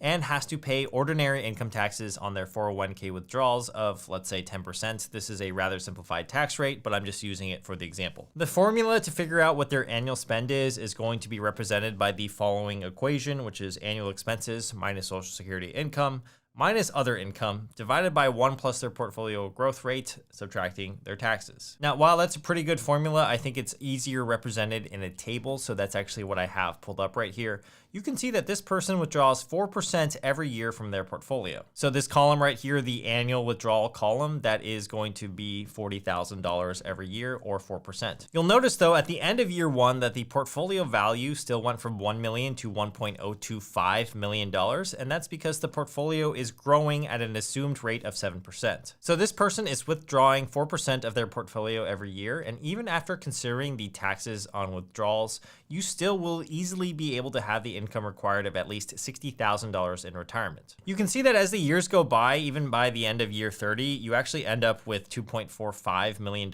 at the end of this whole retirement cycle. And the idea here is that your withdrawal rate is rather low compared to how much you're actually earning on that portfolio itself. So in this situation, you aren't really in any threat of running out of money, but this again assumes no stock market volatility. To really ensure that we stay in a good position, we'll need to employ perhaps a dynamic spending rule like I talked about earlier. However, I did want to illustrate that a $1 million portfolio is pretty good by the time you retire, especially if you're modest with your spending and especially if you get Social Security. Now, going with a more extreme example here, what if we had 0 Social Security? So let's just pretend we only had the portfolio and the portfolio itself. Well, you can actually see what that looks like here in this second table, and I'm also assuming that you want to withdraw $60,000 every single year. However, in this scenario, you will run out of money by year 28, and that's not even considering any stock market volatility as well. That just goes to show you how powerful some additional income is going to be in making your retirement last, because in the earlier scenario, the only difference is the Social Security. Those payments were basically bridging the gap between the 4% that we take out every single year and our annual expenses required, and it became virtually impossible to run out of money based on those assumptions. So I'd say with a $1 million portfolio balance, you can ideally spend between $40K on the low end with just a portfolio. And if we include Social Security and other types of income, it could be easily in the 60 to 70K range in retirement. If you want to get even more aggressive with withdrawal rates, you could probably even push that to 80, 90K. But you know, a lot of people, they want to stay conservative. All right, so let's actually talk about the $2 million balance now, because it should go without saying that if you have a $2 million retirement balance, life is likely pretty peachy. You can spend upwards of $80,000 per year with the 4% rule and not really have to worry too much at all. If you add in some additional income, it gets even sweeter, and your portfolio will just start to compound and compound for you as the years go on. Even in this example where I have a $100,000 net withdrawal amount every single year, you can see that because our portfolio size is so large to begin with, we're able to withdraw more of an absolute dollar amount and not even run out of money by year 30. At the $2 million level, you probably are already meeting with financial planners to really make sure that your portfolio won't ever run out of money, and you're probably focused more on, let's say, tax strategy or estate planning as well. Most portfolios that have an asset allocation split of 50-50 between stocks and bonds is the safest for ensuring that you don't run out of money even in the worst stretches of the stock market. I have a separate video with a little section on the asset allocation split that you should have in your retirement portfolio, which I will link down below as well. Now, building a $2 million portfolio is pretty hard, but it starts with consistently saving and investing over time. If you're just starting out, the best strategy is to contribute as much as you can to tax advantage accounts like the IRA, 401k, Roth versions of either of those as well. By maxing out these accounts and taking advantage of employer matches, you can set a strong foundation for retirement. So for example, if you start investing in your 30s and let's pretend you make $80,000 per year, if you can save 15 to 20% of your income annually, you actually will be able to end up with a $2 million balance by the time you retire. This also accounts for a 7% return rate with the S&P 500, but please note that in the last 10 or 20 years, the S&P 500 has actually averaged much more than that. Now, if you're starting later, let's say you're in your 40s, you'll likely need to increase your contributions to catch up in order to hit $2 million of a portfolio balance. So let's say you're 45 years old and you make $200K per year, but you're willing to commit to saving 35% of that every single year. That's going to be a huge savings rate. Now, if you're able to stick with that savings rate and you get a 7% return in your portfolio, you'll probably retire with close to $4.8 million, which I think we can all agree is not too bad. The idea here is that you can still catch up even at age, let's say 45, if you're willing to actually save a large portion of your income. Now, you might not get to $4.8 million, but the idea is that if you can commit to saving a large portion, it's going to take you a very long way. The biggest takeaway here is to get investing as soon as possible and invest as much as you can without putting unnecessary strain on yourself and your family. Ultimately, the goal isn't to retire with a $2 million number in mind, but perhaps just to have a strategy that allows you to enjoy your retirement while your money continues to grow and last for the long term. And I think you can do that at many different portfolio sizes, but let me know your comments down below. I would love to hear from you. Americans now believe that you need $1.8 million to comfortably retire, according to a Charles Schwab study this year, and the average number of years they expect their savings to last is 23 years. And the problem I find with a lot of these surveys is oftentimes they drive the narratives in our society. Once this study was published, then a bunch of news outlets picked it up and this was a headline all over the internet. So is it logical though? Because the people citing this number are just survey participants and perhaps $1.8 million just sounds like a nice number. I'm not actually too sure how they landed on that number. The point is that the amount that you actually need to retire can be a lot less. We'll discuss why that is and the math around how much you need to retire comfortably, and I'll show you that it doesn't have to be anywhere close to $1.8 million.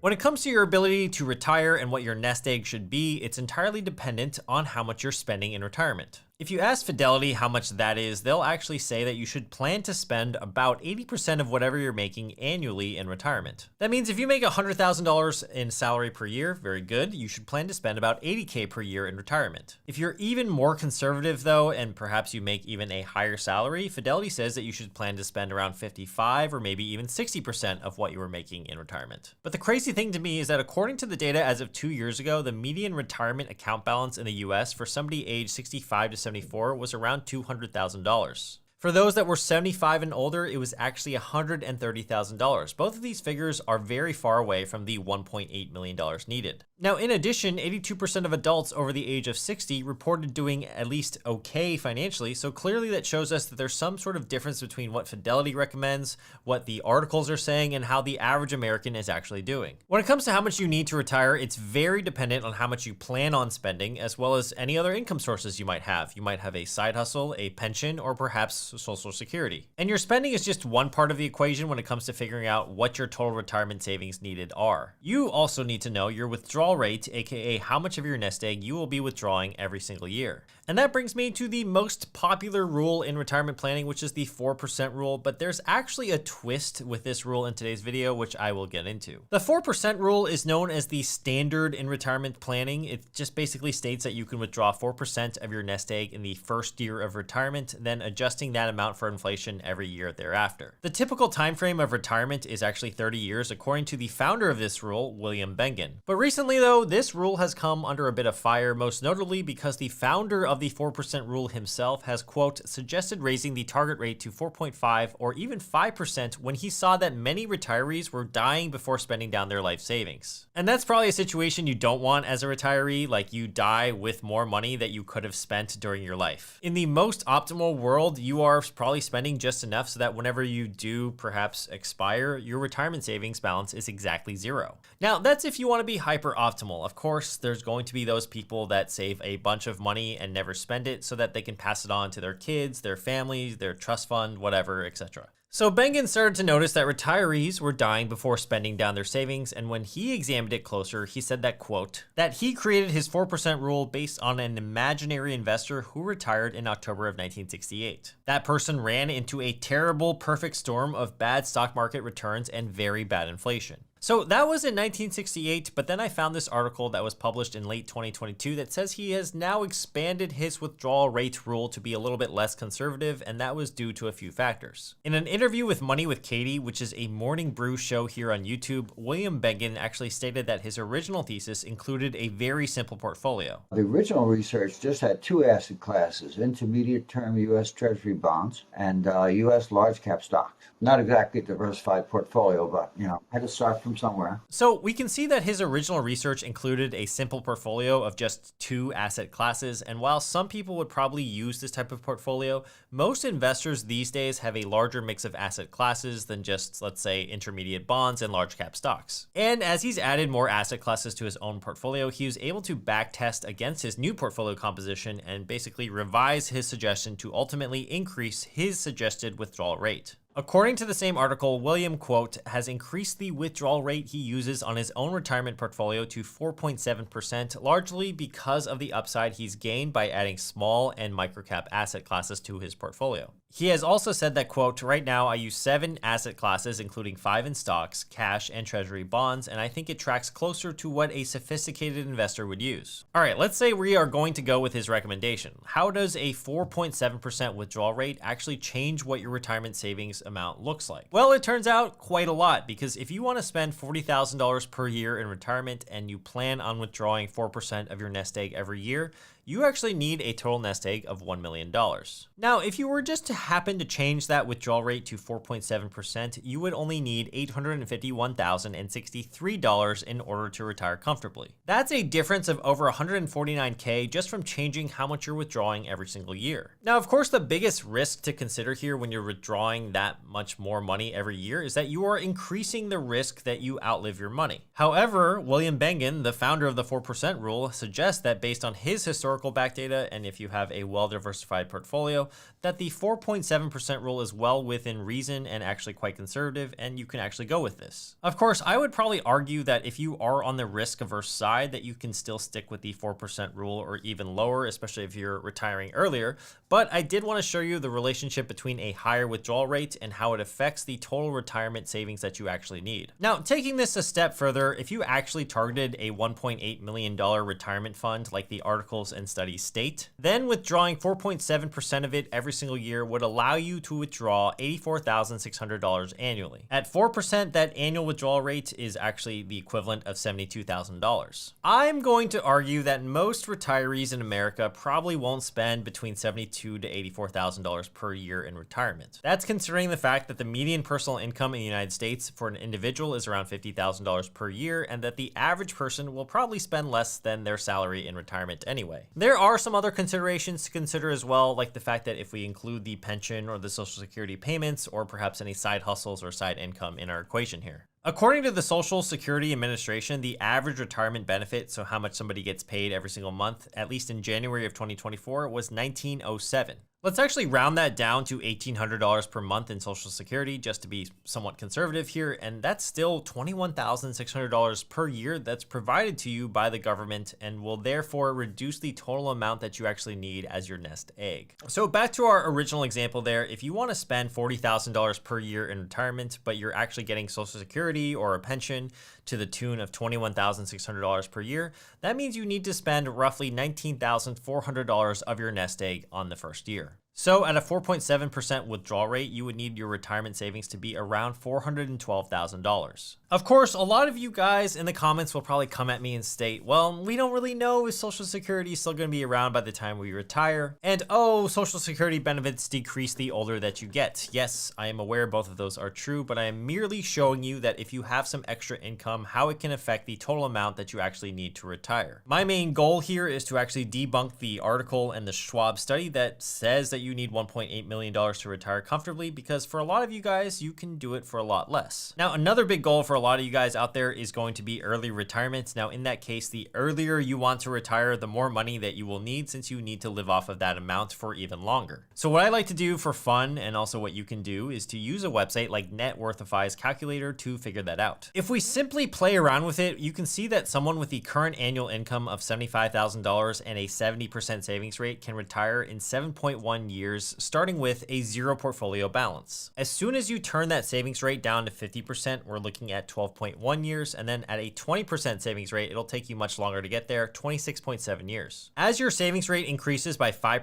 incrementally, the number of working years you need until retirement will actually go down. Now, you can see with this table here, this actually assumes the 4% withdrawal rate rule, but you can see that at a savings rate of 10%, it will take you around 51 years until retirement. It really starts to get good and shorter at a 65% savings rate, where you can retire within a decade. But if we take a look at the average American savings rate in the US, it's actually 4.5%. So that actually shows us that retiring in America is extremely difficult unless we increase our savings rates. That's why on the channel, I always recommend that if you can strive for a savings rate of at least 15% or maybe even 20% or higher, then your chances of early retirement are going to be possible. All right, here's another example. Let's pretend you have an annual salary of $100,000 and you save 40% of it per year, and your portfolio value as of right now is $50,000. Technically, you could retire in 15.2 years with a 4.7% withdrawal rate. That means if you're the age of 30 right now, if you're able to save a ton of money and invest it, you theoretically could retire by the age of 45. I'll leave a link to this calculator down below, but I think it's fun to play around with and really understand your numbers. Again, remember, if you are saving a ton of money, let's say you save 25%, 30%, or maybe even 40%, that the most important part of that whole equation there is that you stay disciplined and maintain that savings rate as long as possible in order to retire early. All right, so now that we know that we might not need a really big nest egg to retire at the more traditional age of 67, we still want to come up with an action plan to get us to retirement. So I have 4 huge tips for you guys as part of a mini guide on how to figure that out. The first thing you must do is to define your retirement preferences and be flexible with how much they may change. So I would ask myself a question like, do you want to spend 20K per year, or 40K per year, or 60K per year? Or do you want a lifestyle where you can spend anything and not just have to worry? Once you figure that out, you want to reevaluate where you are every single year along the way, especially if you're trying to retire early. Things are always going to change, and we must be dynamic when it comes to what our retirement looks like, especially as our income might fluctuate or our expenses might fluctuate. Number 2, the second thing you must do is to avoid life decisions that actually derail your compounding, such as lifestyle creep. Avoid things like getting a crazy fancy new car or getting involved in some sort of get-rich-quick scheme that will kill your ability to retire early. Number 3, plan as much as you can, so both with investments as well as relationships and family decisions. For example, if you're retiring early, you should also consider that your retirement accounts can't be withdrawn until the age of 59 and a half without penalty. So if you're retiring at the age of 40 or 45, you actually need to consider, where's your money going to come from before your retirement funds actually unlock. Another thing to consider is that your partner will play a huge role in if you can actually retire early because of their income. Perhaps that will be added to your income, or perhaps their spending habits are a little bit out of whack. I don't know. And also, if you have children, that's another thing to consider. That will probably slow down your retirement speed because of how expensive children are, but hopefully it's a fulfilling thing to have. Lastly, I want you guys to try to keep your investment fees as low as possible. Don't try to time the market, and don't take on any hard money or bad debt like credit card debt. All right, guys, I hope that this video showed you that $1.8 million is not exactly needed for you to retire comfortably, but I'd love to hear from you in the comments how much you think you need to retire. Oversaving for retirement is an actual issue that we need to address. And how do I know this? Well, I ran a poll last week on our YouTube channel asking how much of your income do you actually save as a percentage, and the results were pretty shocking. The majority of you have at least a 10% savings rate, which is already more than double. It's actually close to triple the personal savings rate in the United States of 3.4% according to the Federal Reserve. So right then and there, I think you should pat yourself on the back because I think that's pretty impressive. But even more interesting to me was that how how many of you guys save between 25 to 50%,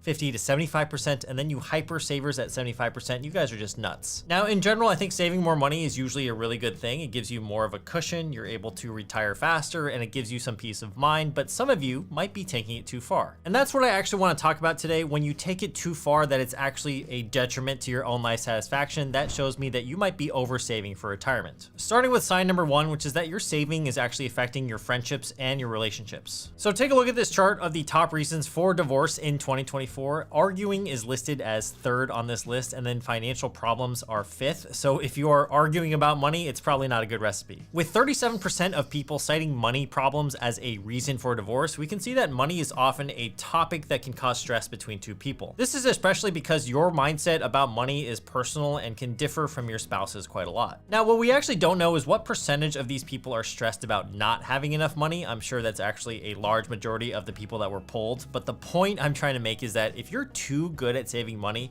that it's causing you to all of a sudden forego life experiences or perhaps even delay purchases you absolutely need, this could be a problem in your relationship. Oftentimes, the people that are very good at saving are actually very frugal, and the habit of frugality is really hard to kick once you start accumulating more and more money. And this habit of frugality might be one that you have with your partner early on in the relationship that is rooted from a good intentioned place. So you might have gotten together when you were both really young, you're both in debt, you maybe don't have a house, and you have no retirement savings. Perhaps frugality was your only way to kind of band together and have financial independence and stability. But as decades pass and both of you guys are really disciplined with saving, paying off debt, and actually making more money, your financial situation might improve dramatically. At some point, you might accumulate so much money that you are more than on track for retirement, and it might get to a point where perhaps your frugality and your scarcity mindset around money becomes too much. One of the spouses might want to continue accumulating wealth, while the other spouse is thinking, well, the frugality was like a means to an end, and now that we are finally at financial independence, why are we still frugal? And if you're really good at saving, this could actually be a problem that you face with your partner, and you actually need to ask yourself, how much is enough and when is it enough? Because that's the entire point of this whole thing. We want to accumulate money so that we can buy some freedom in our lives and be secure, and we don't want our relationships to suffer as a result of our obsession with saving. It's also important to know when to draw the line on scrutinizing purchases. So early on, when you aren't making that much money, perhaps it's easy to criticize your partner for buying things like a coffee at a Starbucks or your Netflix subscription. But as your disposable income grows and your savings increases, some of these small purchases aren't even worth your time in terms of arguments or mindshare, which I will get into later in sign number 4. The second sign that shows me you might be over saving for retirement is that time is passing you by and the days are blending together because you aren't experiencing anything new. I think it's crucial to find a balance between financial security and also living a fulfilling life. And oftentimes with the mega saver types, they love to stay home because it's the cheapest thing that they can do. They'll resist the temptation to go out for dinner, they might resist the temptation to take a vacation, or they don't even want to go to an event like a concert on the weekend because it's going to cost them money,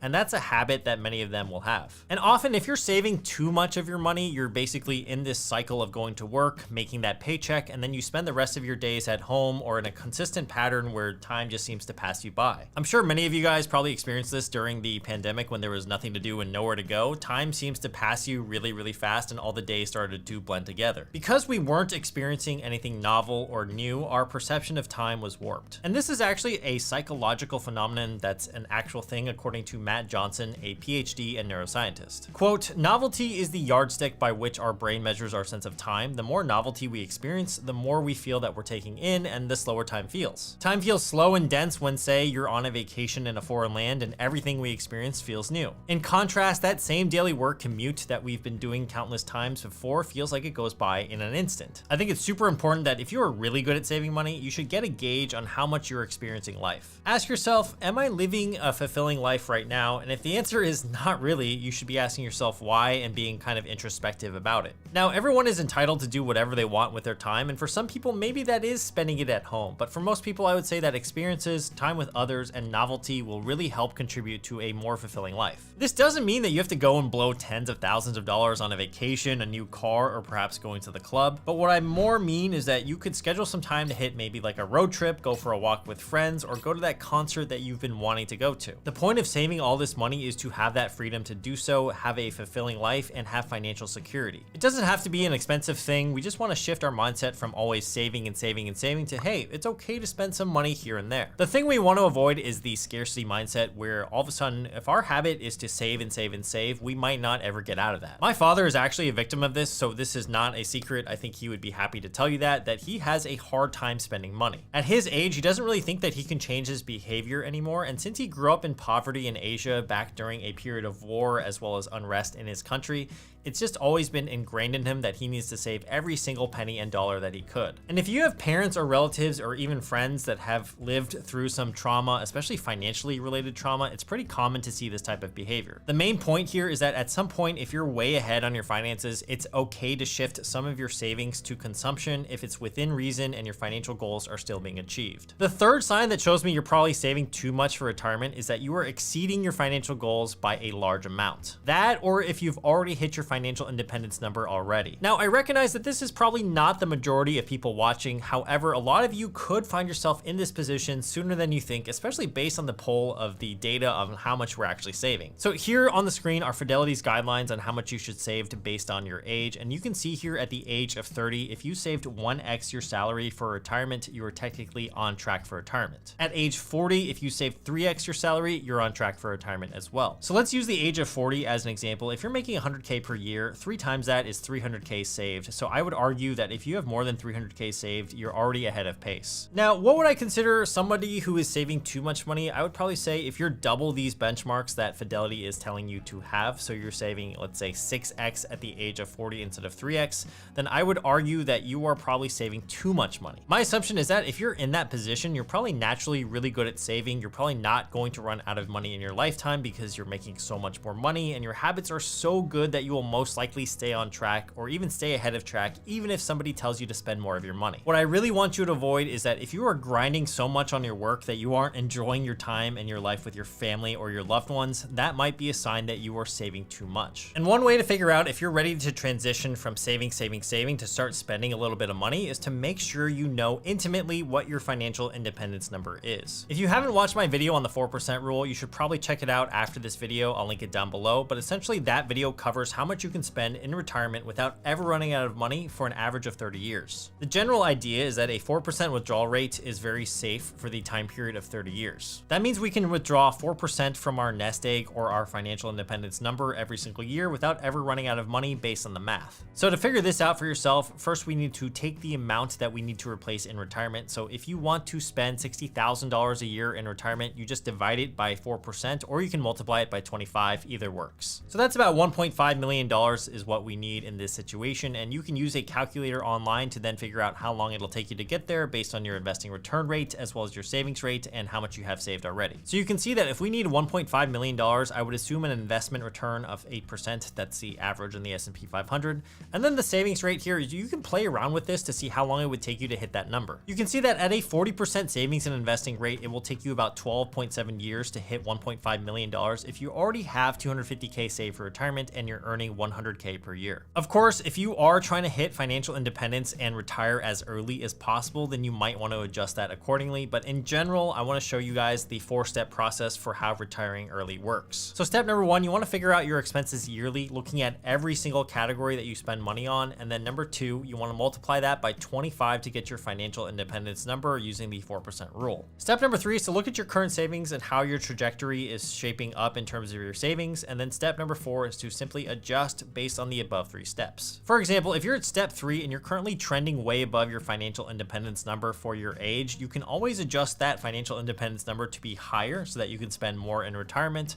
Or maybe that just means you can spend a little bit more money now to improve your quality of life in the meantime. Sign number 4, which shows me that you are over saving for retirement, is that you are spending too much time doing low impact activities. This could mean that you drive 20 minutes out of the way just to save a few cents per gallon on gas, or you might spend like an entire month growing growing your own microgreens to save a few dollars on your food bill. Basically, at any point, if you are spending so much of your free time to save an inconsequential amount of money, that might be a sign that you are saving too much money, because that shows me that you don't understand the opportunity cost of your time and that perhaps you're being too frugal. Ali Abdaal recently made a video about buying back your time in a time management video that I found so fascinating about the opportunity cost of time. In his video, he talks about the concept of the buyback rate, which is actually talked about by the author Dan Martell, and that is defined as the following. Basically, you want to take your total annual income and you want to divide that by 2,000. That gets you your hourly rate. And then if you divide that by 4, you get your buyback rate per hour. So let me explain here. Let's say you make $100,000 per year. If you divide that by 2,000, that equals $50 per hour. And that's how much your time is worth. Now, this buyback rate thing is more for entrepreneurs, but the principle still applies, which is that if you divide your hourly rate by 4, in our case, 50 divided by 4 is $12.5. Anything that you can delegate that costs you less than $12.5 per hour should be delegated, because that means you'll get a 4 times ROI on that spend. In other words, your opportunity cost of your time is worth $12.5 per hour. So if you're spending 1 hour to drive out of your way to save $5 on gas, it's generally not worth it, and you're spending too much of your time doing so. If you're making, say, $250K per year, your buyback rate is now calculated as $250K divided by 2,000. So that means your time is worth $125 an hour. Divide that by 4, which is $31.25. So anything that costs you less than around $31 per hour, that is technically the opportunity cost of your time, where it becomes not worth it to you to do. Of course, there are going to be exceptions, like if you enjoy the said activity or you aren't doing anything else productive with your time, but still, this is a really good benchmark to kind of look at and gauge, okay, is this said activity that's going to save me money still worth it or not? Sign number 5 that you are saving too much money for retirement is that you are sacrificing too much of your health as well as your needs for saving. And this is a common problem with hyperaccumulators of wealth. They might put off certain things that they actually need in order to save money. Especially in America, where healthcare is expensive, even with health insurance, I might add, some people are going to want to avoid the doctor or perhaps put off a health-related problem because they fear how expensive it's going to be. It's even common for people who need ambulances in the United States to actually turn them down because they're worried about the financial repercussions of taking one. The average cost of being picked up in an ambulance is anywhere from $400 to $1,200, and even with insurance, your out-of-pocket costs could still be in the hundreds or thousands of dollars. So sometimes for the purpose of saving money, people are really irrational here and they avoid the doctor altogether. And this is not a good sign, especially if you have the financial means to do so, because I shouldn't have to tell you, but your health is number one. Because if you aren't healthy, you can't actually enjoy the money that you're saving. So when it comes to your health, don't cheap out. The second thing that people sacrifice are things that they actually need. If you are delaying purchases because you think you don't need it, then think again, because this is especially true when it comes to expenses surrounding your safety. For example, you could delay replacing your brakes in your car because you think that they can last a little bit longer, or perhaps you're not getting fire insurance even though you live in California because you think it'll never happen to you. If you find yourself thinking these sort of things, it's time to reassess where you're at, especially if your spending is going towards safety. If it keeps you safe or healthy, that's the moral of this sign. You want to spend the money because it's going to be worth it. The average American retires at the age of 64, but the life expectancy of that same American is merely 77 years old. Most of our lives, we're taught that when we reach our 60s, that's the time that we should be retiring. That's when government benefits like Social Security and Medicare start to kick in, as well as that's the time when you can start withdrawing from your retirement accounts, because most of them start to allow you to withdraw at the age of 59 and a half. But imagine for a moment that the societal norm of retiring in your 60s did not exist. If we drew life on a timeline, would it make sense that we retire in our 60s yet have so little time left to enjoy it? I want to break down how we can retire as soon as possible, step by step, so that we can have more time to enjoy the things that we want to do in life. The first thing we need to understand is how retirement is defined in our society. It's not based off of your intelligence, your work ethic, or how many years you've worked. In fact, it all just comes down to one thing, and that is money. You can call it wealth, you can call it total assets, you can call it whatever you like, but the main point is that we need enough money or assets to basically fund the rest of our life while we're not working. Now, enough money for you is going to differ from what your friends, your family, or even strangers on the internet might want you to have, so everyone's calculations are going to be a little bit different. But in my opinion, it really comes down to 3 things that we actually need to answer first. So I actually found this resource online. It's a retirement calculator, and we can see that the variables we need to figure out are these top 3 lines right here: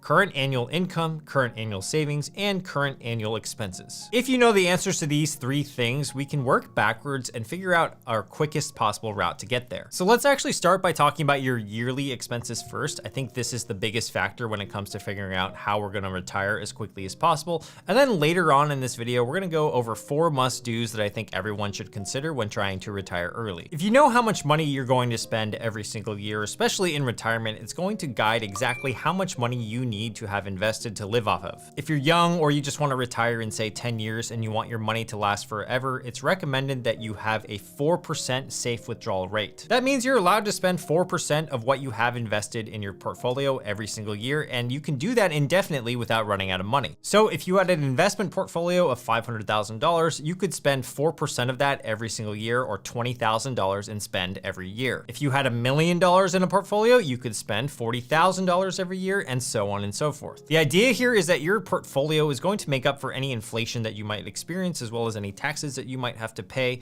as well as continue to appreciate as you withdraw money from it. So in this way, we can actually see that the amount that you spend on a yearly basis is going to be the #1 variable and contributing factor to how much you actually need in retirement. Now, in terms of what to invest in when it comes to your portfolio to basically fund your retirement indefinitely, most financial experts will suggest investing in a total stock market index fund. Index funds like VTSAX, which is Vanguard's total stock market index fund, or the ETF equivalent VTI, since its inception in 2001, it has returned an average of 8.21% per year. I have a ton of videos for you guys on exactly what to consider when you're investing in order to withdraw at a safe withdrawal rate, and I will link those down below as well as at the end of this video. So assuming that we're using a 4% safe withdrawal rate, which is what most people should use, we should basically multiply our current spend every single year by 25, and that should be our nest egg number that we need to get to. That's the simple rule of thumb for most of you guys out there. If you just take your current yearly spend, let's say it's $50,000, multiply it by 25, then you need a nest egg of $1.25 million to withdraw that every single year without running out of money. Now, in order to get there as quickly as possible, we need to figure out the next variable, variable number 2, which is our current savings amount and our savings rate. You see, as your savings rate increases, this is actually a two-pronged effect. So if your savings rate increases, that actually just means you're spending less money. When you're spending less money, you technically don't need to save as much money because that's going to get you to your nest egg number, or what's called your FIRE number, quicker. FIRE stands for Financial Independence Retire Early. It's a subreddit that you can find on the Reddit forums, and it's basically a community of people that are trying to retire as quickly as possible. Their main plan is to save 30, 50, or even 70% of their yearly income every single year, and they do that by being extremely frugal and making sacrifices in the short term in order to get to financial independence a lot faster. Now, if we simply play around with that retirement calculator that I mentioned earlier, you can see that someone with a current annual income of $75,000 and a 70% savings rate can retire in 8 years. As soon as you turn that savings rate down to 50%, which is still a lot of savings, by the way, it's going to take you a little bit longer, so 14.3 years instead of the 8 years from earlier.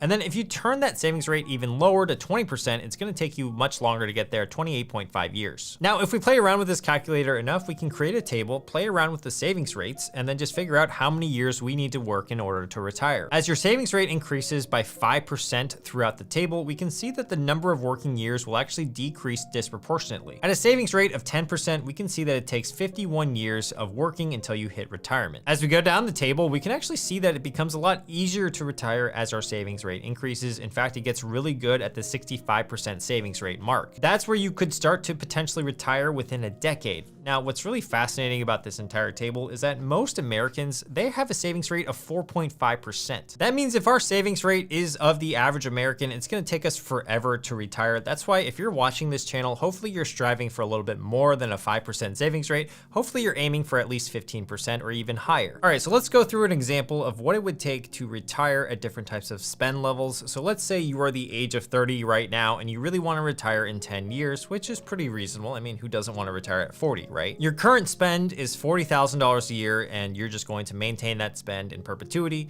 as well as the fact that you have an average savings balance of around $30,000 in your portfolio right now, because that is the actual average savings balance of someone who's less than the age of 35 in America. So if you want to spend $40K a year, we're going to need at least $1 million portfolio in order to do that. And that means we're going to need to invest at least $63,000 every single year for 10 years, getting an 8% return. What does that look like? Well, that means if you're spending $40,000 a year, you need to be making at least $103,000 after tax in order to get to that number. number. So that means your ideal pre-tax income is $147,000 per year or more. This essentially means that while you're spending on your lifestyle of $40,000 per year for the next 10 years, you're also saving enough money and investing and getting a compound return on that money in order to get to that point where you can retire in 10 years with a nest egg of $1 million. Now, that's a 62% savings rate, which is incredibly tough to achieve. I acknowledge that, as well as a $147,000 pre-tax income. Now, if you make less money and you're okay retiring in, say, 15 years instead of 10 years, then your savings rate doesn't have to be as high. In fact, you can achieve this with a 46% savings rate, as well as an after-tax income of $75,000 if you're okay retiring in 15 years. That's a little bit more manageable, but still, that might still be out of reach for some people. So what if we want to retire on less money? We can still feasibly retire in 20 years with a smaller income and even smaller of a savings rate. If we earn roughly $58,000 a year after tax, which is $82,000 before tax,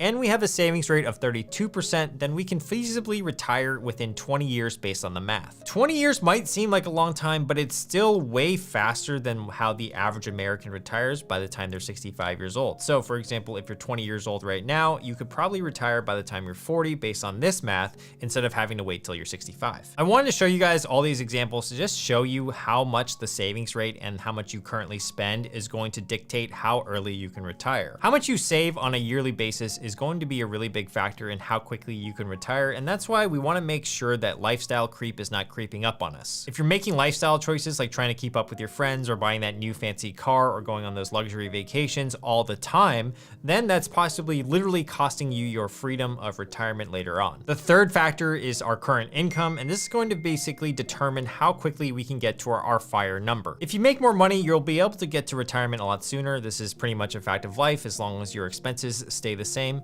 Being able to retire is not cheap, nor is it easy, and having more money in the bank and having more money coming in is going to help you in that journey. Now, you don't have to find a better paying job or even a side hustle to increase your income. If you want a creative solution on how to increase your pay, then you might want to consider the location that you live in. Oftentimes, I'll get comments from teachers and other types of jobs that have a limited upside when it comes to their industry. So basically, if you're a teacher, it's hard to increase your income past a certain level. So I was trying to think of a creative solution for you guys and how you could increase your income, and the example that I came up with is the following. Let's say you're a teacher in Tennessee. The average pay there for a teacher is $53,619 per year. If you saved 10% of your income in Tennessee, you're saving $5,361 per year. Now, if you were to consider a lateral move, let's say you went to a school district in Massachusetts instead, the average teacher salary in Massachusetts is $88,903 per year. If you save 10% of your income there, then you're going to be saving $88.90 per year, which is almost $3,500 more than you would be saving in Tennessee. What you can do then is just do this for a number of years and then move back to Tennessee when you are ready to retire, and then basically your cost of living is going to be a lot lower for the rest of your life. This type of strategy can be applied to many different jobs with limited upward mobility, especially within certain industries, and I do acknowledge that it takes some sacrifice as well as some flexibility in the fact that you're going to basically uproot your entire life and move somewhere else. So it does have some of its flaws, but it is a creative solution that I thought of. All right, let's talk about my 4 must-dos in order to help you reach retirement as quickly as possible. The first thing you must do is define your retirement preferences and also be flexible on how they might change. So do you want to spend 20K a year, 40K a year, 60K a year in retirement? Perhaps you want to spend as much money as possible and just never have to think about it. Figure out your retirement preferences early and don't be afraid to reevaluate it every single year. You might get to a point where you're able to retire early, but you realize, hey, it's going to be pretty boring if I'm just sitting around retired all day, so I'd rather just do a little bit of part-time work. The second thing you must do is to avoid lifestyle creep, as well as avoid any life decisions that derail your compounding. Things like buying a crazy fancy new car, or perhaps investing in a get-rich-quick scheme which asks you for a lot of money up front but is a risky frontier. We want to avoid those things. Third, we want to plan for as much as we can, not just with your investments, but also with your relationships, including your family decisions. So in terms of retiring early and the investment side,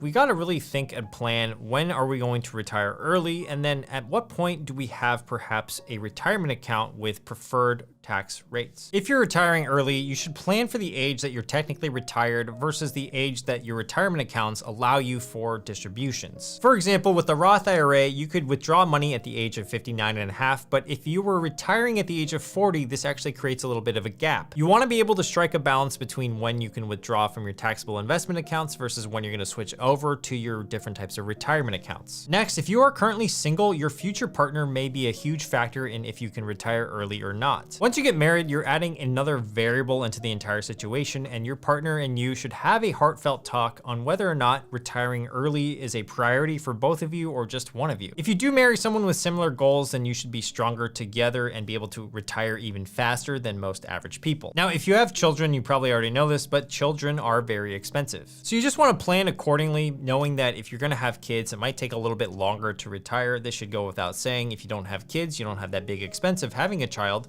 but you might be able to retire a lot faster. The fourth must do is try to keep your investment fees as low as possible. Don't try to time the market and just avoid bad debt. When it comes to this stuff, at the end of the day, it just really is about enjoying your life, and that might change from day to day or even year to year. So it's important to be flexible and just live out the many versions of life might present to you. By 2030, more than 1 in 5 Americans are going to be over the age of 65, and the global life expectancy is expected to rise from 73.33 years as of today all the way to 77 years old in 2050. With such a large proportion of people retiring, there's always going to be questions surrounding retirement, such as how much can I withdraw, how much money should I have saved for retirement, and will Social Security still be there? But that's actually not the #1 retirement trap that's out there. We're going to discuss what the #1 retirement trap that's not so obvious is, as well as some of the pitfalls and numbers that you should know when it comes to retirement. All right, so can you guess what it is? The #1 retirement trap that nobody talks about. It's actually not a financial trap, but more of a psychological one. And the trap is going into retirement without knowing how much is enough and constantly wanting more. Everybody always wants more money, especially in the society that we live in, and I think that drives a harmful type of mindset when it comes to our quality of life, as well as deciding when to retire. Also, if you spend your entire life working and accumulating assets, trying to grow your 401k as well as your portfolio, and then all of a sudden you have a hard transition into retirement life, it can be kind of a little bit hard to shut that off. Your habits are already ingrained. Couple this with the fact that when you have more free time in retirement, a lot of people just assume that you're automatically going to need more money, which kind of perpetuates this thought of not having enough and constantly wanting more. But here's what's fascinating for the average American, and I think you guys will actually find this pretty hilarious. It's not like your lifestyle is gonna change completely once you're retired. The Wall Street Journal looked into how Americans actually like to spend their retirement, and they found that while many people thought that they were going to go and travel the world and do crazy things when they retired, the reality was far from that. So here's a visual from the Labor Department, and you can see that most retirees here spend most of their days relaxing and leisure at 6.24 hours, sleeping at 9.01 hours, and watching TV at an average of 4.5 hours per day, which also includes screen time from a phone or a tablet. No wonder you're always getting Facebook posts shared from your mom or perhaps your Uncle Susan about the latest lawnmower from Shark Tank. I think you're doing the right thing, but I'm out. Only about a half an hour per day was spent socializing or communicating, and working still comprised about 0.8 hours per day. And this is actually a problem because according to a Harvard happiness study, they actually found that retirees don't miss working, they miss the people. It's the relationships that are actually going to truly define how happy you are in retirement, but sadly, the average American age 65 and older spent more time watching TV than a decade ago, but less time socializing according to the Bureau of Labor Statistics. So there are two stories that I want to share with you guys today in terms of the retirement trap that we're talking about. The first story is about my father, but if you have a parent that's also retired, you may actually find this story quite relatable. If you watched my video that I posted about a year ago on the Chinese money saving secret, you would know that my dad came from China in the 1940s and 50s. He grew up in absolute poverty, and he was able to immigrate here and make himself a pretty good life. He is now 92 years old, has money saved in his retirement portfolio, yet he still feels bad about spending money. To give you an illustration of this, my dad would rather eat frozen meals at home from Costco rather than going out to a restaurant for a proper meal. And even though I ran the numbers on his portfolio, he could definitely afford to eat out 2, 3, maybe even 5 times per week without ever running out of money. But yet here we are, it's just not something that he's used to doing. And in his own words, he'd rather not spend money on something he doesn't quote need. So in his opinion, the marginal value that he gets from going out to eat rather than eating at home is not enough to justify that spend. But the the thing I always say to him, and I don't know if you have a parent that also experiences this, like, you don't take your money with you in the end. So what's the point of all this saving? Once you become financially free, the accumulation of money just to have more money's sake is simply just a sport at that point. And speaking of sports, that actually brings me to my second story, and it has to do with goalposts, but probably not in the way that you're thinking about it. Let me give you an example from my personal life. Even though I am not retired, it will still illustrate the same psychological concept. So last year I hit 1 million subscribers on this YouTube channel. It was a brilliant time and I celebrated with my friends, and I was pretty much living on a high for the next 3, 4, or even 5 days.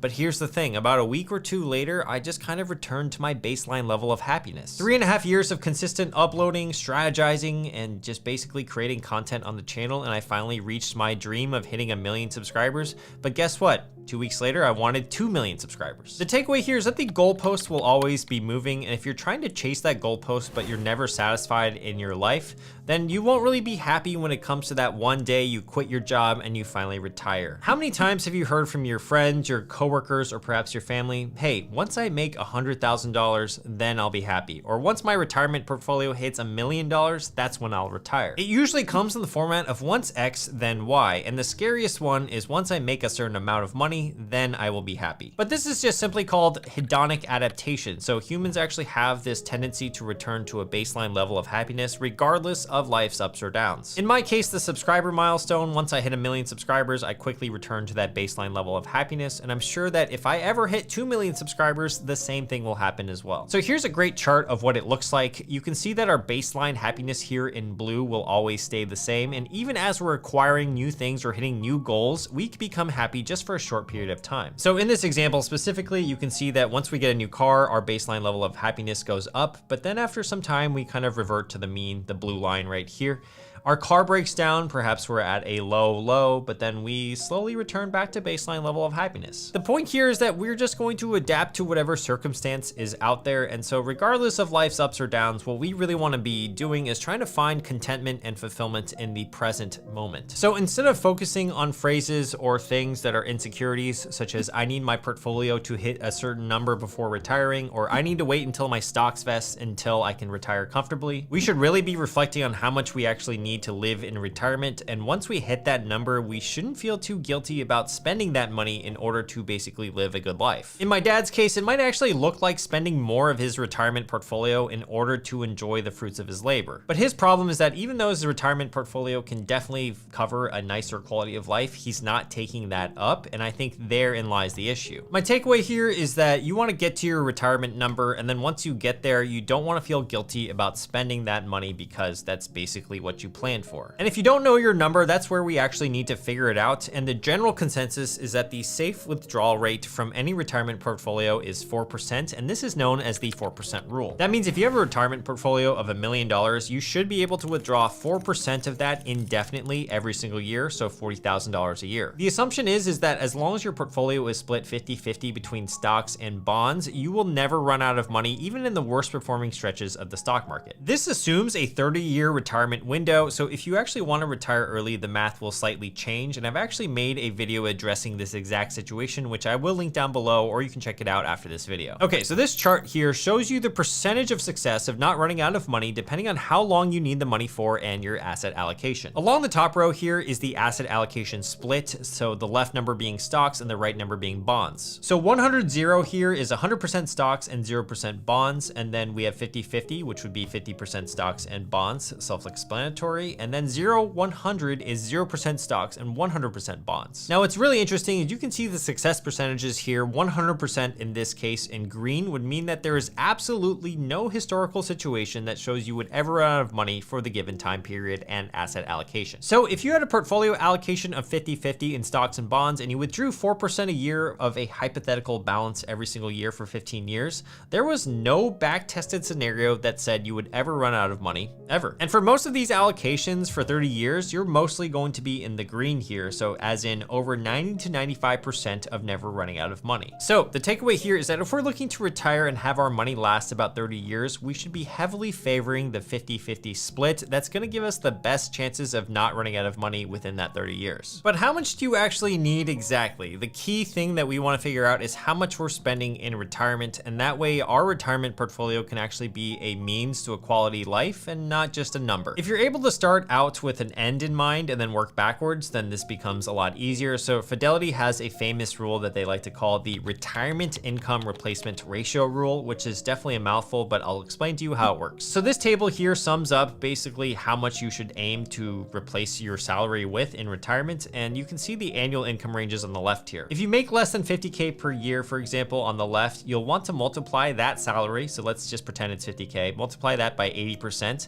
That's gonna be $40,000 per year in retirement. That's a good rule of thumb for how much you're gonna be spending every single year. If your salary is 70K per year, you'll probably wanna plan to spend around $52,500 per year, or 75% of that salary in retirement. Of course, this does really depend on the exact lifestyle and income that you currently have. So if you do make less than 50K per year, maybe you wanna stick to their 80% rule. However, if you make like a crazy amount of money, say you make 500K per year, I would argue that you could probably live off a lot less. For most people though, they suggest sticking between 55 to 80% of their annual salary as their retirement income replacement ratio salary. This all depends on you. If you are someone who's super active and you know that you're gonna wanna be traveling the world and doing crazy experiences when you retire, then you might actually need more money. But if we remember the Wall Street Journal article from earlier, it's likely that we're probably just gonna be sitting at home watching TV reruns of the OC and Breaking Bad anyway.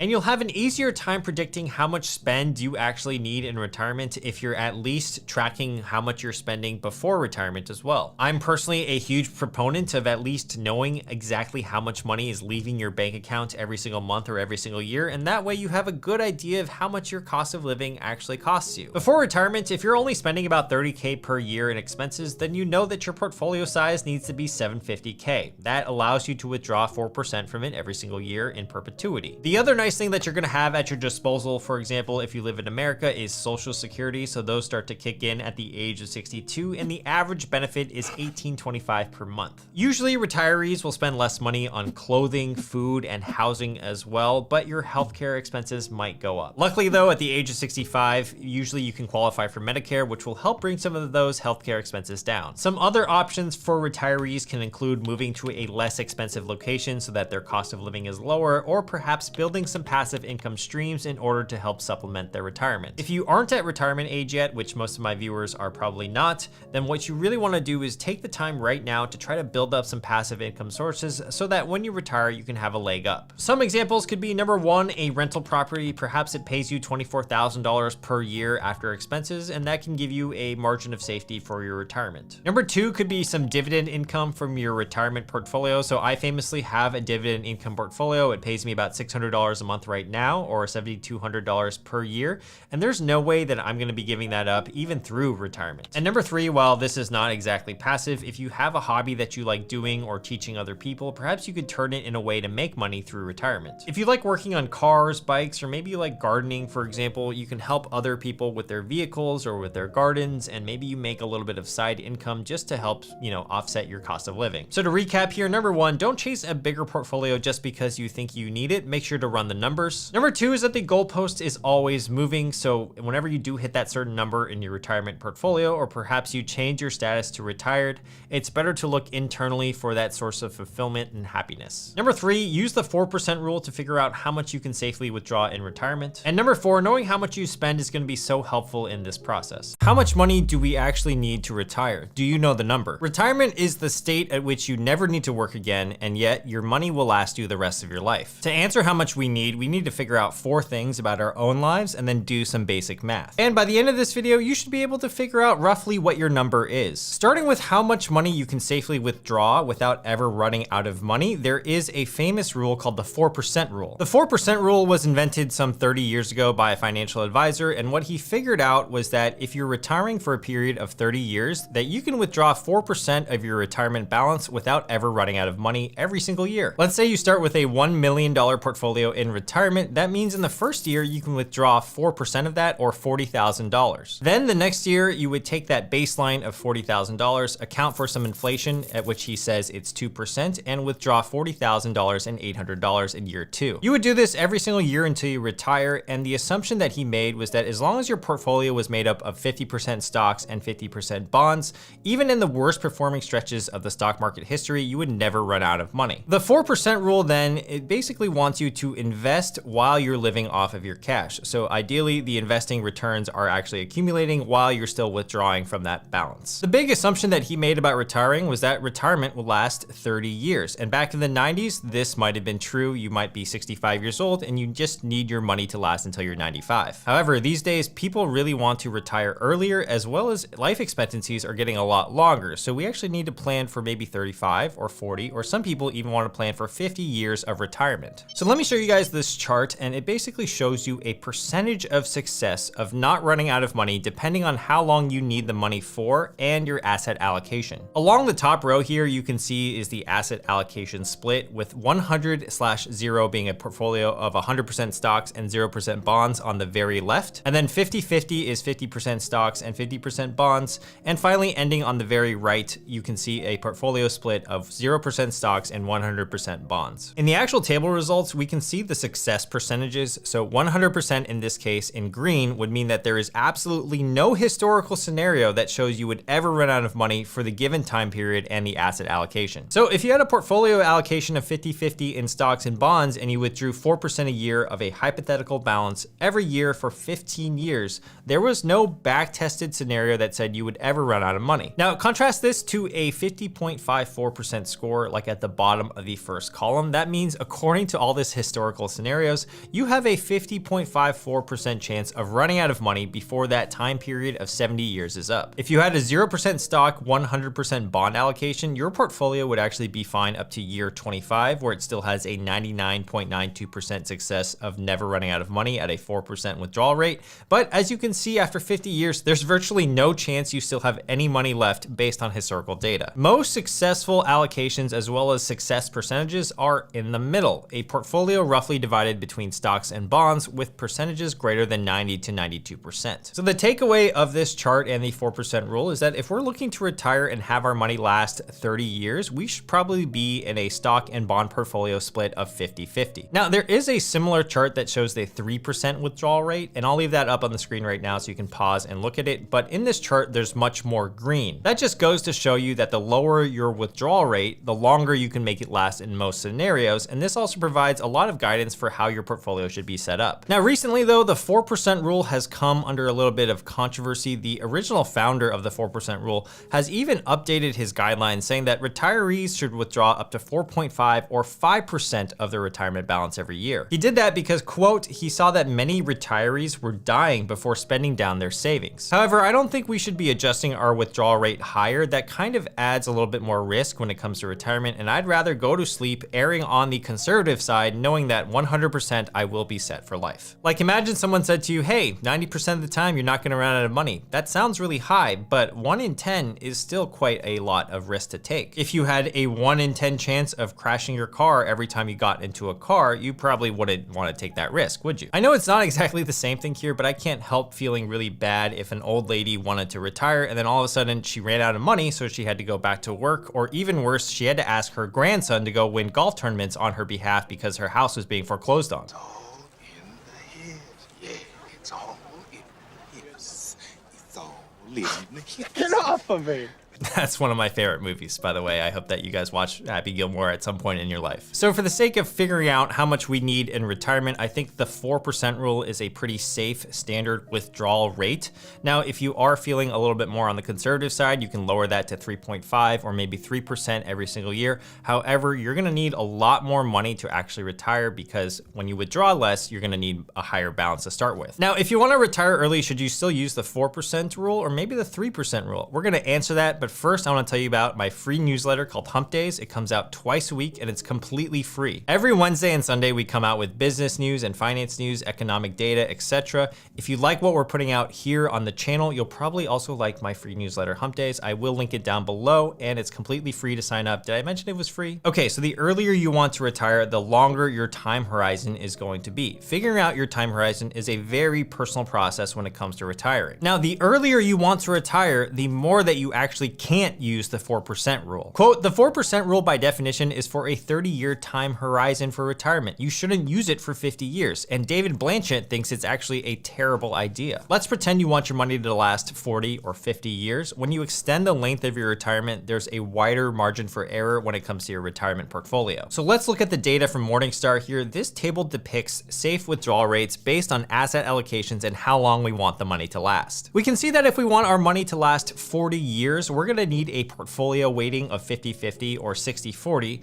and our withdrawal rate should be 2.8%. This will give us a 90% chance success to have that money last that long. Now, I know earlier I said 90% is a bad success rate. However, this is just what Morningstar did. If you really wanted to err more on the conservative side, you can probably even lower that to 2.5%. Now, this table is pretty fascinating. We can see that if we want our retirement to last only 10 or 15 years, that our withdrawal rates can actually be upwards of 69%, which is pretty cool as well. So you can see that the relationship between retiring and how much money you want to take out is going to depend on how long you want to retire for and how much money you're comfortable taking out every single year. So we're kind of starting to form a picture in our head of what retirement should look like. It's going to depend on how long we want to retire, what we're comfortable withdrawing every single year, and how much risk we want to take. If you really want to improve the chances that your money goes a long way without ever running out of money, Vanguard has a research paper that updates the 4% rule for retirees. In this paper, they found that if you're willing to employ what's called a dynamic spending strategy, that you dramatically increase the chances of having your money last longer in retirement. Dynamic spending basically means that when the stock market performs well, we spend a little bit more, and when the market performs bad, we spend less. That way, when the market rebounds, we capture more of the upside, allowing our money to go further in retirement and increasing our portfolio longevity. So how much more and how much less are we spending in this dynamic strategy? Well, the paper used a $1 million portfolio that returned a positive 10% return in one scenario,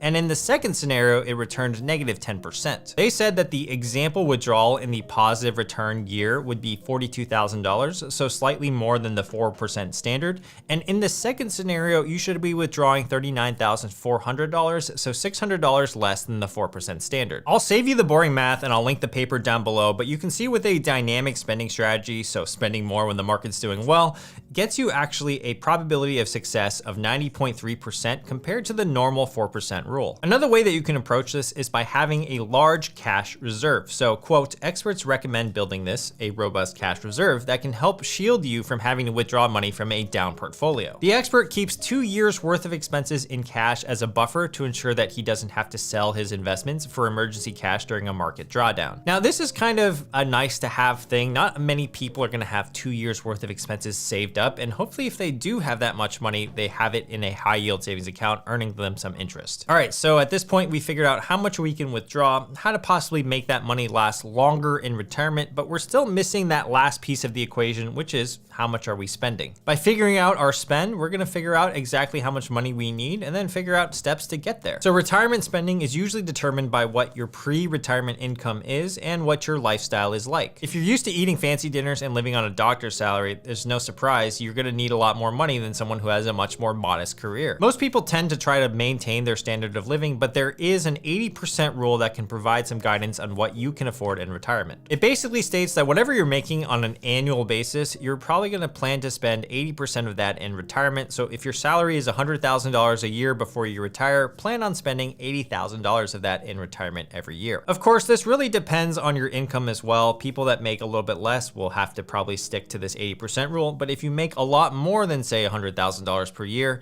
maybe you make $300,000, $400,000 per year, you don't really need to stick to an 80% rule because that would be a lot of expenses in retirement. Here's a great table from Fidelity that has a good suggestion on what rule you should be sticking to. So for most people, we want to stick to a range between 55 and 80%. If you want to remain active in retirement and you want to travel the world and do fun experiences, then yeah, you're going to need a lot more money than someone who just wants to Netflix and chill at home in retirement and maybe do some gardening. So let me know what you guys would actually want to do in retirement, because that's always fascinating to me, but your spend is going to be a dictation of what your lifestyle looks like. Now, one thing that's fascinating is that Fidelity actually did some data digging on how expenses change when we retire, and it's no surprise we spend a lot less money in retirement. Based on data from this Fidelity article, we can see that the average spending on food, entertainment, and transportation goes down as we age. Annual housing expenses also tend to decrease as we enter retirement because people start to downsize, they move to cheaper cost of living areas, or that's about the time when people pay off their mortgages. So the only expense for housing that most retirees have in retirement is insurance and taxes. The expense that does go up is healthcare, since as we get older, we start to face more and more health issues. It's unfortunately a flaw of the human body. We just get more problems as we get older. Like, my back hurts a ton these days. However, right now it feels pretty good. I can't wait till the day that I can put my brain in a robot body and live forever. You can expect to spend about 15% of your retirement expenses on healthcare alone. So with all the information about expenses, we're gonna have to figure out what our spend is going to be. That's something that's gonna be a little bit more personal to you. But once you figure out what your spend is and what your withdrawal rate is, we're gonna put all the steps together. Let's actually go through an example. Step number one is to determine our withdrawal rate depending on the information in this video. So say you wanna retire for 30 years, let's use 4%. Number two, we'll determine our spending using the rules above. So let's say it's $75,000 in this case. Step three is to take that $75,000 and divide it by the safe withdrawal rate of 4%. So that will get you a balance of $1.875 million that you need to retire. And step number four is to use an online calculator to figure out how long it'll take there based on your investing returns, what your annual income is, how much you already have in your retirement account, as well as what your savings rate is. So I'll link this calculator down below, but you can see that if we need $1.875 million and our expected investment return is 7%, which is the average of the S&P 500.